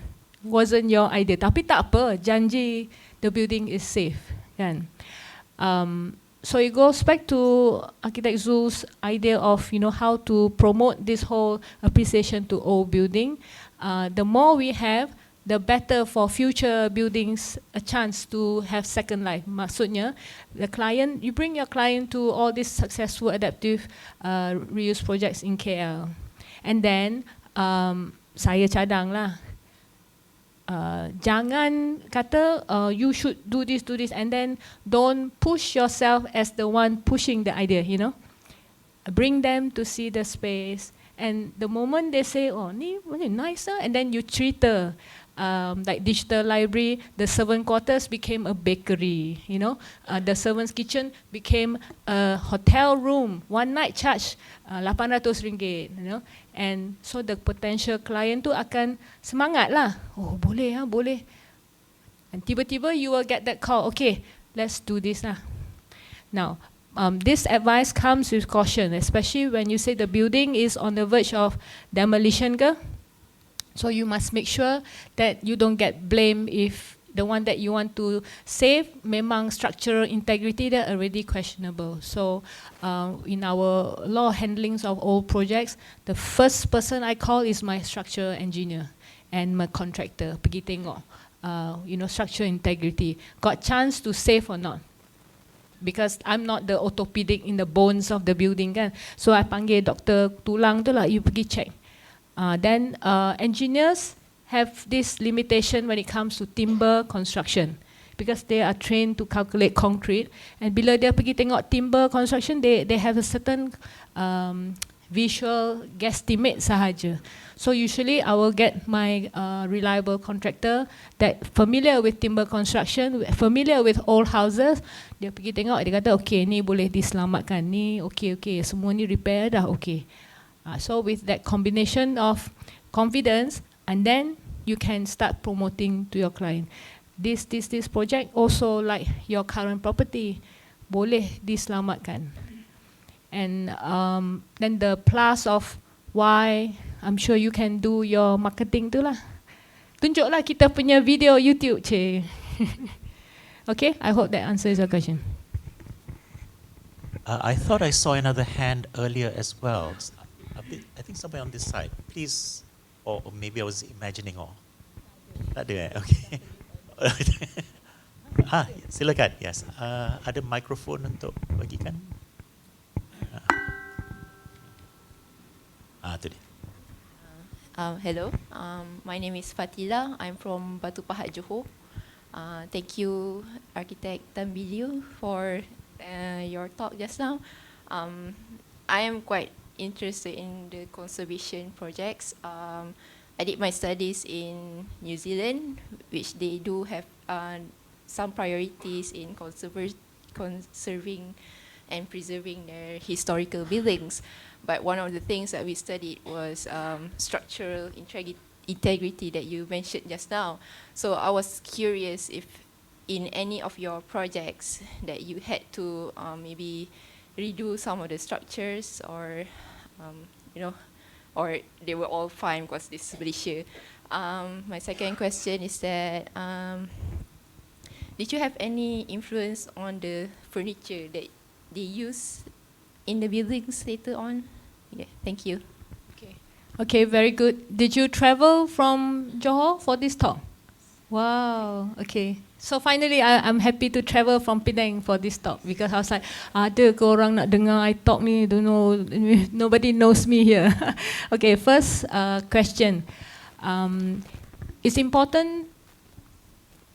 I think we are not live hari ni kan sebab tak ada internet kan. Okay, so I takut engineer dengar ni. Engineer for old houses is a special breed. You guys kena cari. In KL, I'm not familiar, but in Penang, there's only a few engineers who can handle an old grandma. So just like an orthopedic doctor, ya. Kalau you pergi, yang surgeon tu buka mulut aja surgery.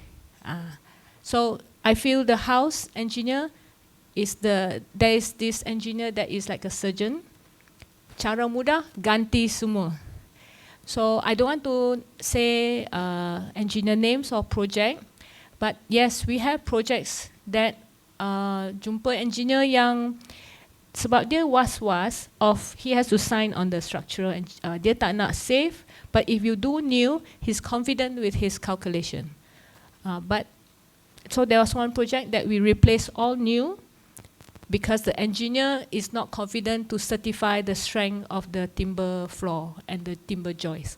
So kita ganti still because we have to upgrade capacity from a family house. Most of the projects that you saw semua bungalow. Bungalow means capacity max 10 orang ke atas. But most of our projects are public building. Semua nak 50, nak 100. So engineer kata tak boleh ada loading, tak boleh mampu. In Penang, there are buildings that has a rule that upstairs cannot hold even more than X amount of people because the engineer kata akan runtuh. So we got one project where engineer did the whole thing in steel. Then after that, we try another engineer yang lebih ada prihatin, ada empathy to the grandma, sayang dia kata. So he did a bone insert.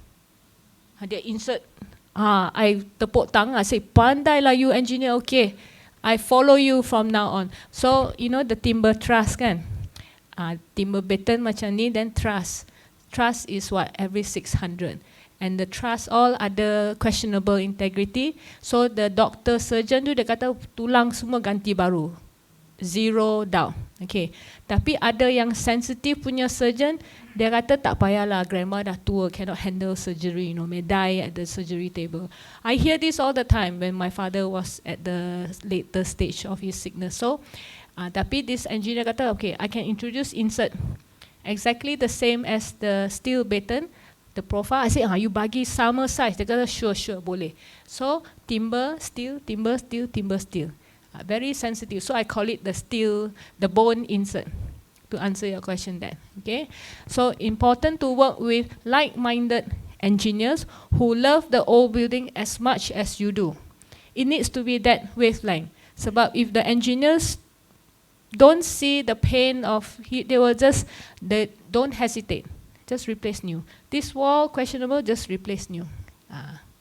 And then second question was, did we influence the furniture selection? That is the reason why we are also the interior design. We said, okay, I will be your interior design. You don't need to find other people. Deep down, because I want to control the furniture look. For South Wing, the budget stopped at loose furniture. And so the client say, we will figure it out later on. Maybe pergi pinjam dari jabatan lain ke, aset lain ke. I was horrified. I said, no. I said, no, don't worry. You just finish empty building. We will find our own furniture. So interesting that you asked. So in the end, I said, why don't I help you find a sponsor? Sebab not enough budget. So I help you find a sponsor that can leave a plaque. And so we found a furniture supplier willing to do that. And we don't have any kickbacks, no commission. But all in the name of providing a good solution with nice furniture that I can agree. So win-win. And then it was happy ending. So you can take this idea. So it's how much love you want to, bangunan is like a human. To me, it's like this is a baby. How much you want to make up your baby to give back to the owner is up to you, to furniture level or without. But to us, all our buildings are semua fully fit out. Edgecliff also, we designed the kiosk. Sebab to me, no meaning if I hand over the building empty. And then the chairs come in, it's like another concept. Okay, I hope it helps. Masa dah habis kot. Ada lagi masa. Ada, we have time for at least 2 more questions actually. Silakan. Hi, I'm Michael. Was in architects consultancy before. So I have 2 questions actually. So the first one, how do you see the future challenges for the type of conservation or adaptive reuse for the next 10 or 20 years ahead? Because by then, the buildings that are going to be conserved or adaptive reuse or renovate will be different type of building scale and typology. The next question is, what would be your advice to the architects now, knowing that potentially our buildings that we are designing will have to go through all this process in the next 20, 30 years later on?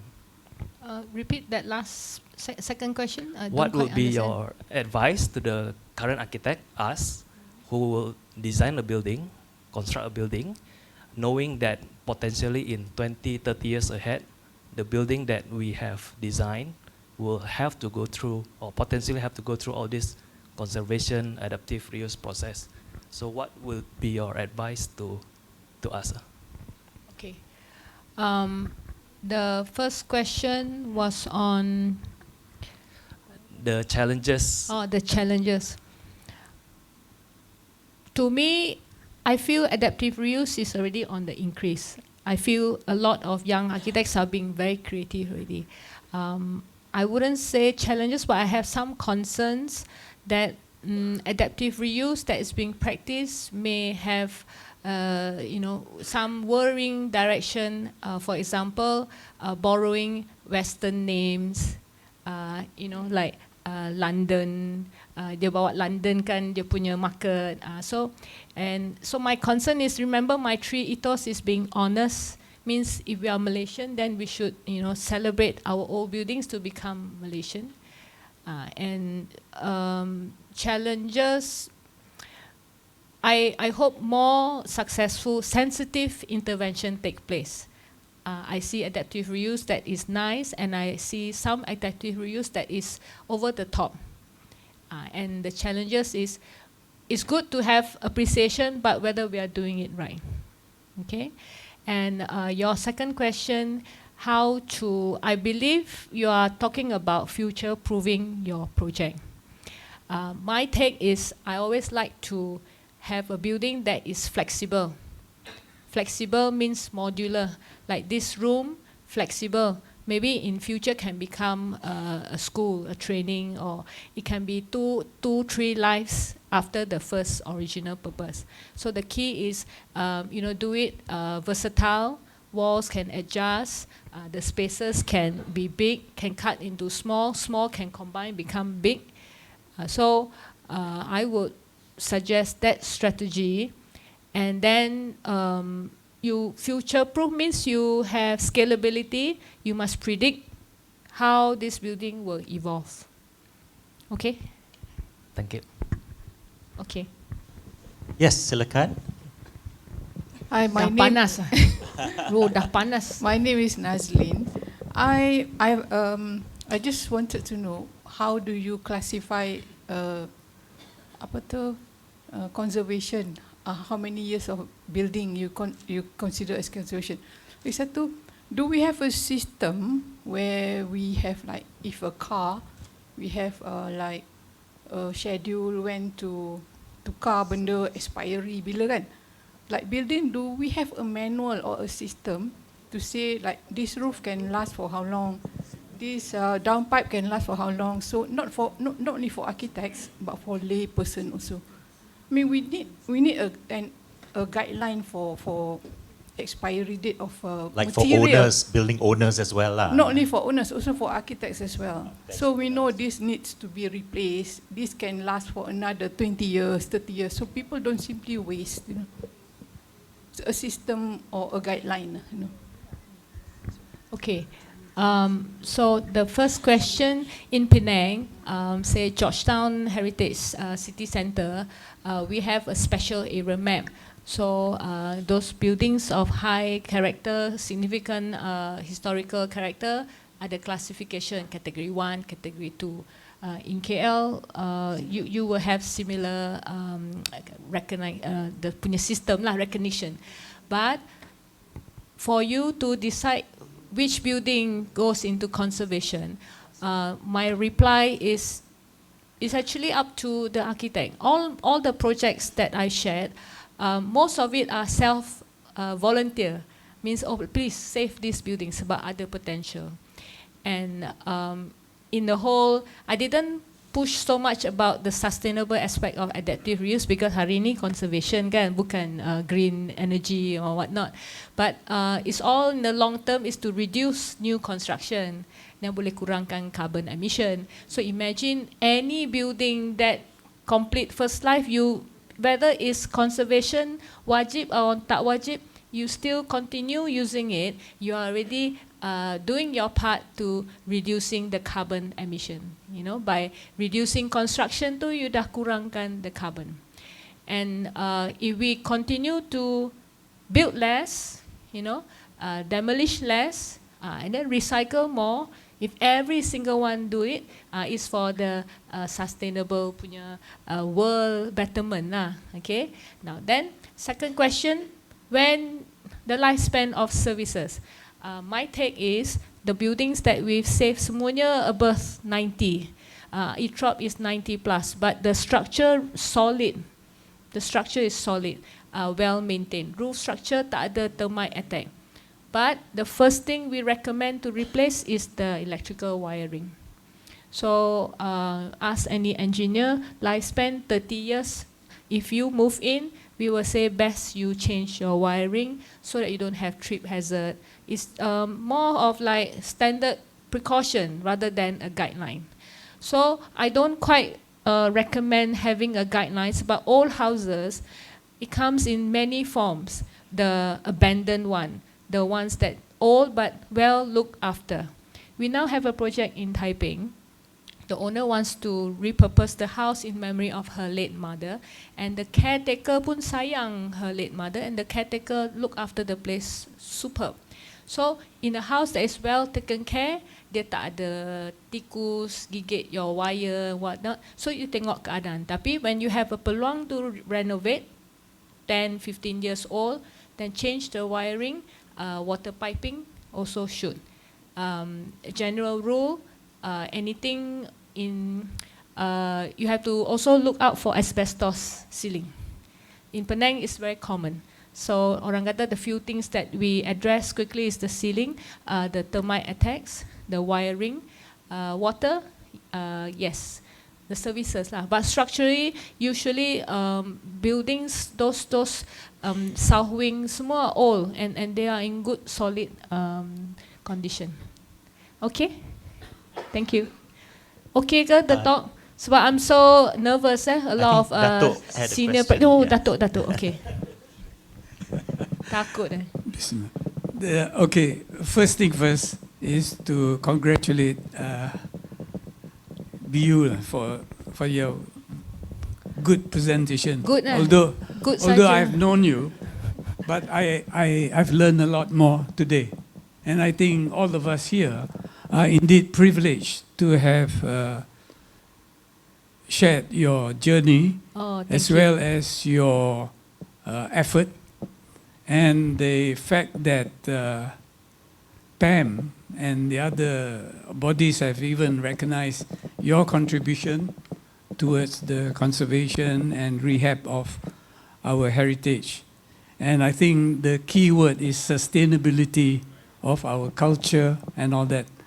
And one way to do it is through our buildings, because I often say this: if the building can speak, it would tell you a tremendous history of it, you know.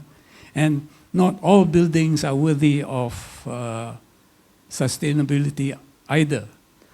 So my question to you is this: having done as much work as you have, plus the fact that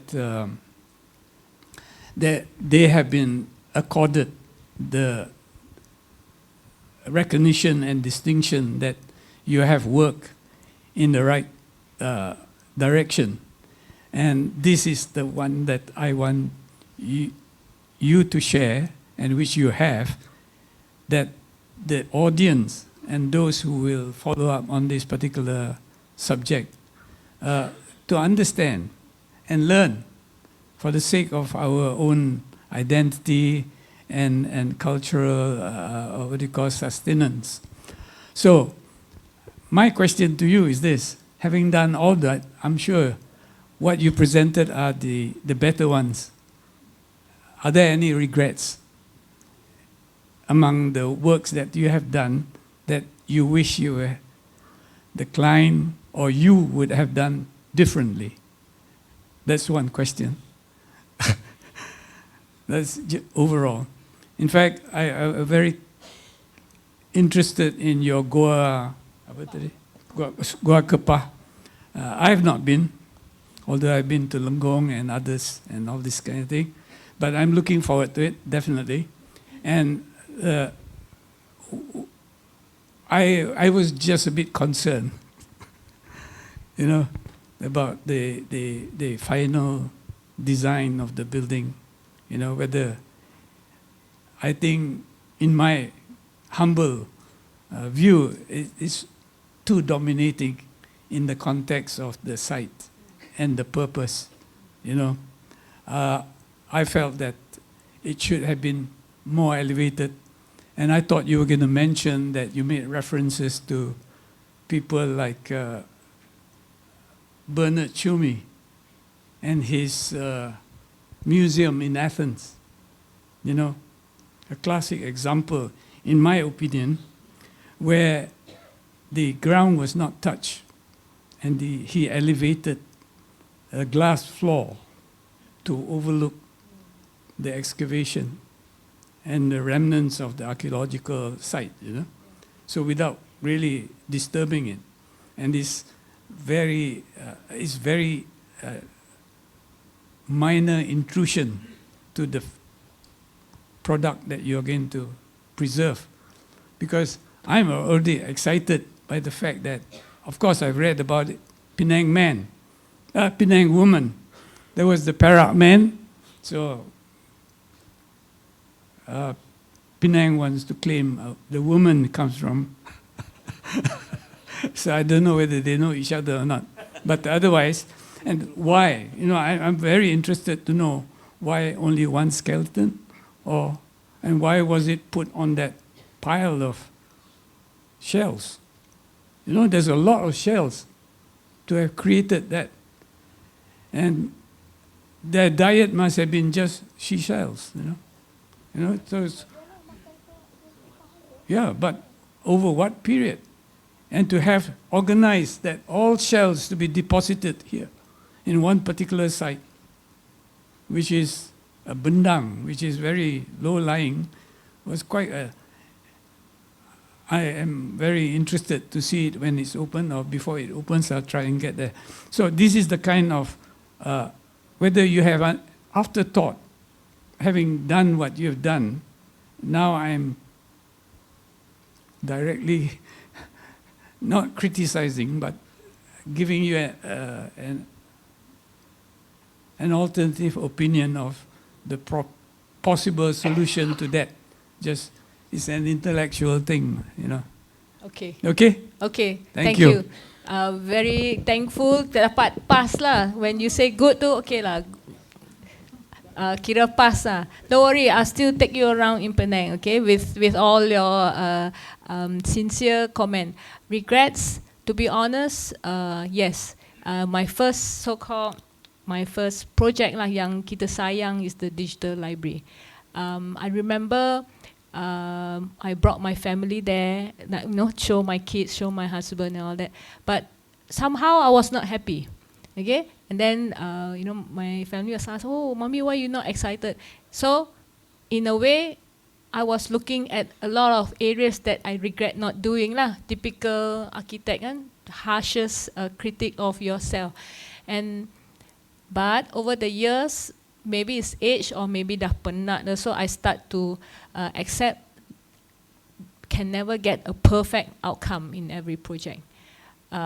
But I remember the digital library, setiap benda semua tak betul. Alah ni tak cukup dalam, ni tak cukup tinggi, color ni. So there were things that I wanted 100% semua. The skylight, baffles, brown, too dark than the rest. So ada banyak regret, but I wouldn't call it regret, but you know, it's like things that I wish next time I won't do. But at the same time, fast forward to now, I embrace imperfection better than I handled the first project. And Gua Kepa, the backstory is when Prof. Mokhtar found in 2017, kan, I was already excited, and we don't know whether there's a gallery not. Masa tu, I already asked my intern, say, hey, if they found the archaeology of discovery, later they will sure have a museum, you know, let's design museum. Tak ada project pun kita dah design. So I can show you imaginary museum project, and we had so many options yang tak diguna. So kalau ada archaeology museum lagi, I buka my text file, banyak option in my buku record. And the outcome that you see, yes, I wish there were more trees, but it was a very delicate situation. Kalau boleh, jangan build terus, because it's a sawah padi. Kalau tak build, dia tak betul juga, because the intention is to bring people there. You need to house visitors. But you want to build sensitively on the ground lah, tak boleh naik atas. So on the ground is middens, cannot sit on ground. Kalau you elevate, it looks like a sore thumb. You know, I'm constantly in debate with myself juga. But in every project, you have a timeline. Budget, jalan, time kena project, design kena habis. So to my, I tell myself, this the best we can, but there's definitely a lot of room for improvement. A bit of extra info for Dato is, Prof. Mokhtar actually felt the entire region to Dulu is all midden. And because of evolution of time and farming, this particular kawasan sebab apa midden tu selamat, because the previous owner, instead of tanam padi, dia tanam buah-buahan, pokok nangka. So because of that, because of padi involve a lot of water and it wash away all the middens layer. And this particular site, because the owner planted pokok nangka, the whole thing is an orchard. And it's very interesting that in the sea of Sawah Padi, this particular lot had a lot of orchard, and he built his house in the middle of the orchard. And Prof. Mokhtar had a hunch that there was an artifact below the house. That's how he got a lot of special permission and persuade the owner to move out. And the discovery was truly below the slab of the house that preserved it. So kalau ada teori, boleh jemput Prof. Mokhtar, maybe there are more skeleton, but cuma is not preserved. And cuma kebetulan this particular Penang woman was, and orang kata bukan entrapped, but it was just beneath a house, and that house was the one that, sebab tak ada air untuk padi, it's just orchard, so it was kind of like well preserved lah. Datuk? Of course, then you were thinking who is the significant person, kan? I think itu kita jemput Prof. Mokhtar lah, your next bulan nanti. If I may say so, because I did attend some of Prof. Mokhtar Saidin's lectures, and when I went, it was with Prof. Mokhtar Saidin. And okay. We need to remember that this was about 5,700 years ago, and so there are no written records, obviously, either. And the other thing is, Prof showed us charts of how during those intervening thousands of years, the water levels actually rose and waxed and waned a lot. And so that particular area was at various times surprisingly some of the higher areas. So that also gives us a clue why the people there ate a lot of kapah, because they were surrounded by water at various times. And so kapah was the easiest food to get, and being human, we eat what is the easiest to obtain. And also it was actually the only midden there. There were others, but like you said, over time, thousands of years, land use changed and things got washed away or humanly carried away, and so on. And so there is a possibility that there are other skeletons. Actually, there are. Yes. They use the for the lime for that. And even in Lenggong, actually, there have been other skeletons found. So the Perak man is not the only one. And there is actually also a Perak woman. Yes, there's also a Perak woman. It's just that she is 8,000 years old, whereas the Perak man is 11, slightly more than 11,000 years old after the dating process. So there are, and besides that, ada lagi, not just those two, but the reason those two are most famous is because the Perak man is very proud for us, the most complete human skeleton found in Southeast Asia, meaning that the other skeletons that were found were only partial. You haven't found the complete, but Perak man is complete. Also not fully complete, no. Tapi fairly recognizable as a complete. That means you know this is human, not any other animal. Whereas the others, like in Indonesia, for example, there are in Indonesia older, much older than ours, but they are not complete. So that is the difference between what we have and what others, Vietnam, pun ada juga. But very happy to say the one that was found in Lenggong is the most complete so far in Southeast Asia. So, like you said, the best thing, Dato', let's make a trip to Gua Kepah. Then all the boards and everything that they are preparing will explain. Yeah. Okay. We actually, technically speaking, we finish at 1, so we do have 1 or 2 questions, if there are any. Okay. Maybe going once, going twice. Right. Okay. So with that, thank you so much, Architect Tan Biyu, Thank you for having me. for sharing with us very honestly, as you said, honest architecture.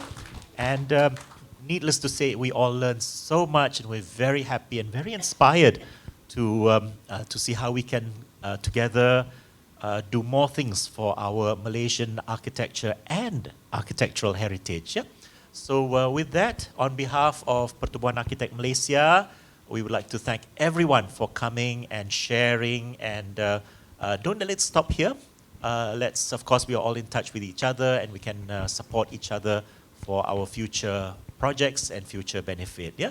So again, please don't forget about the 2 o'clock registration for the apa tu? Tengok itulah I just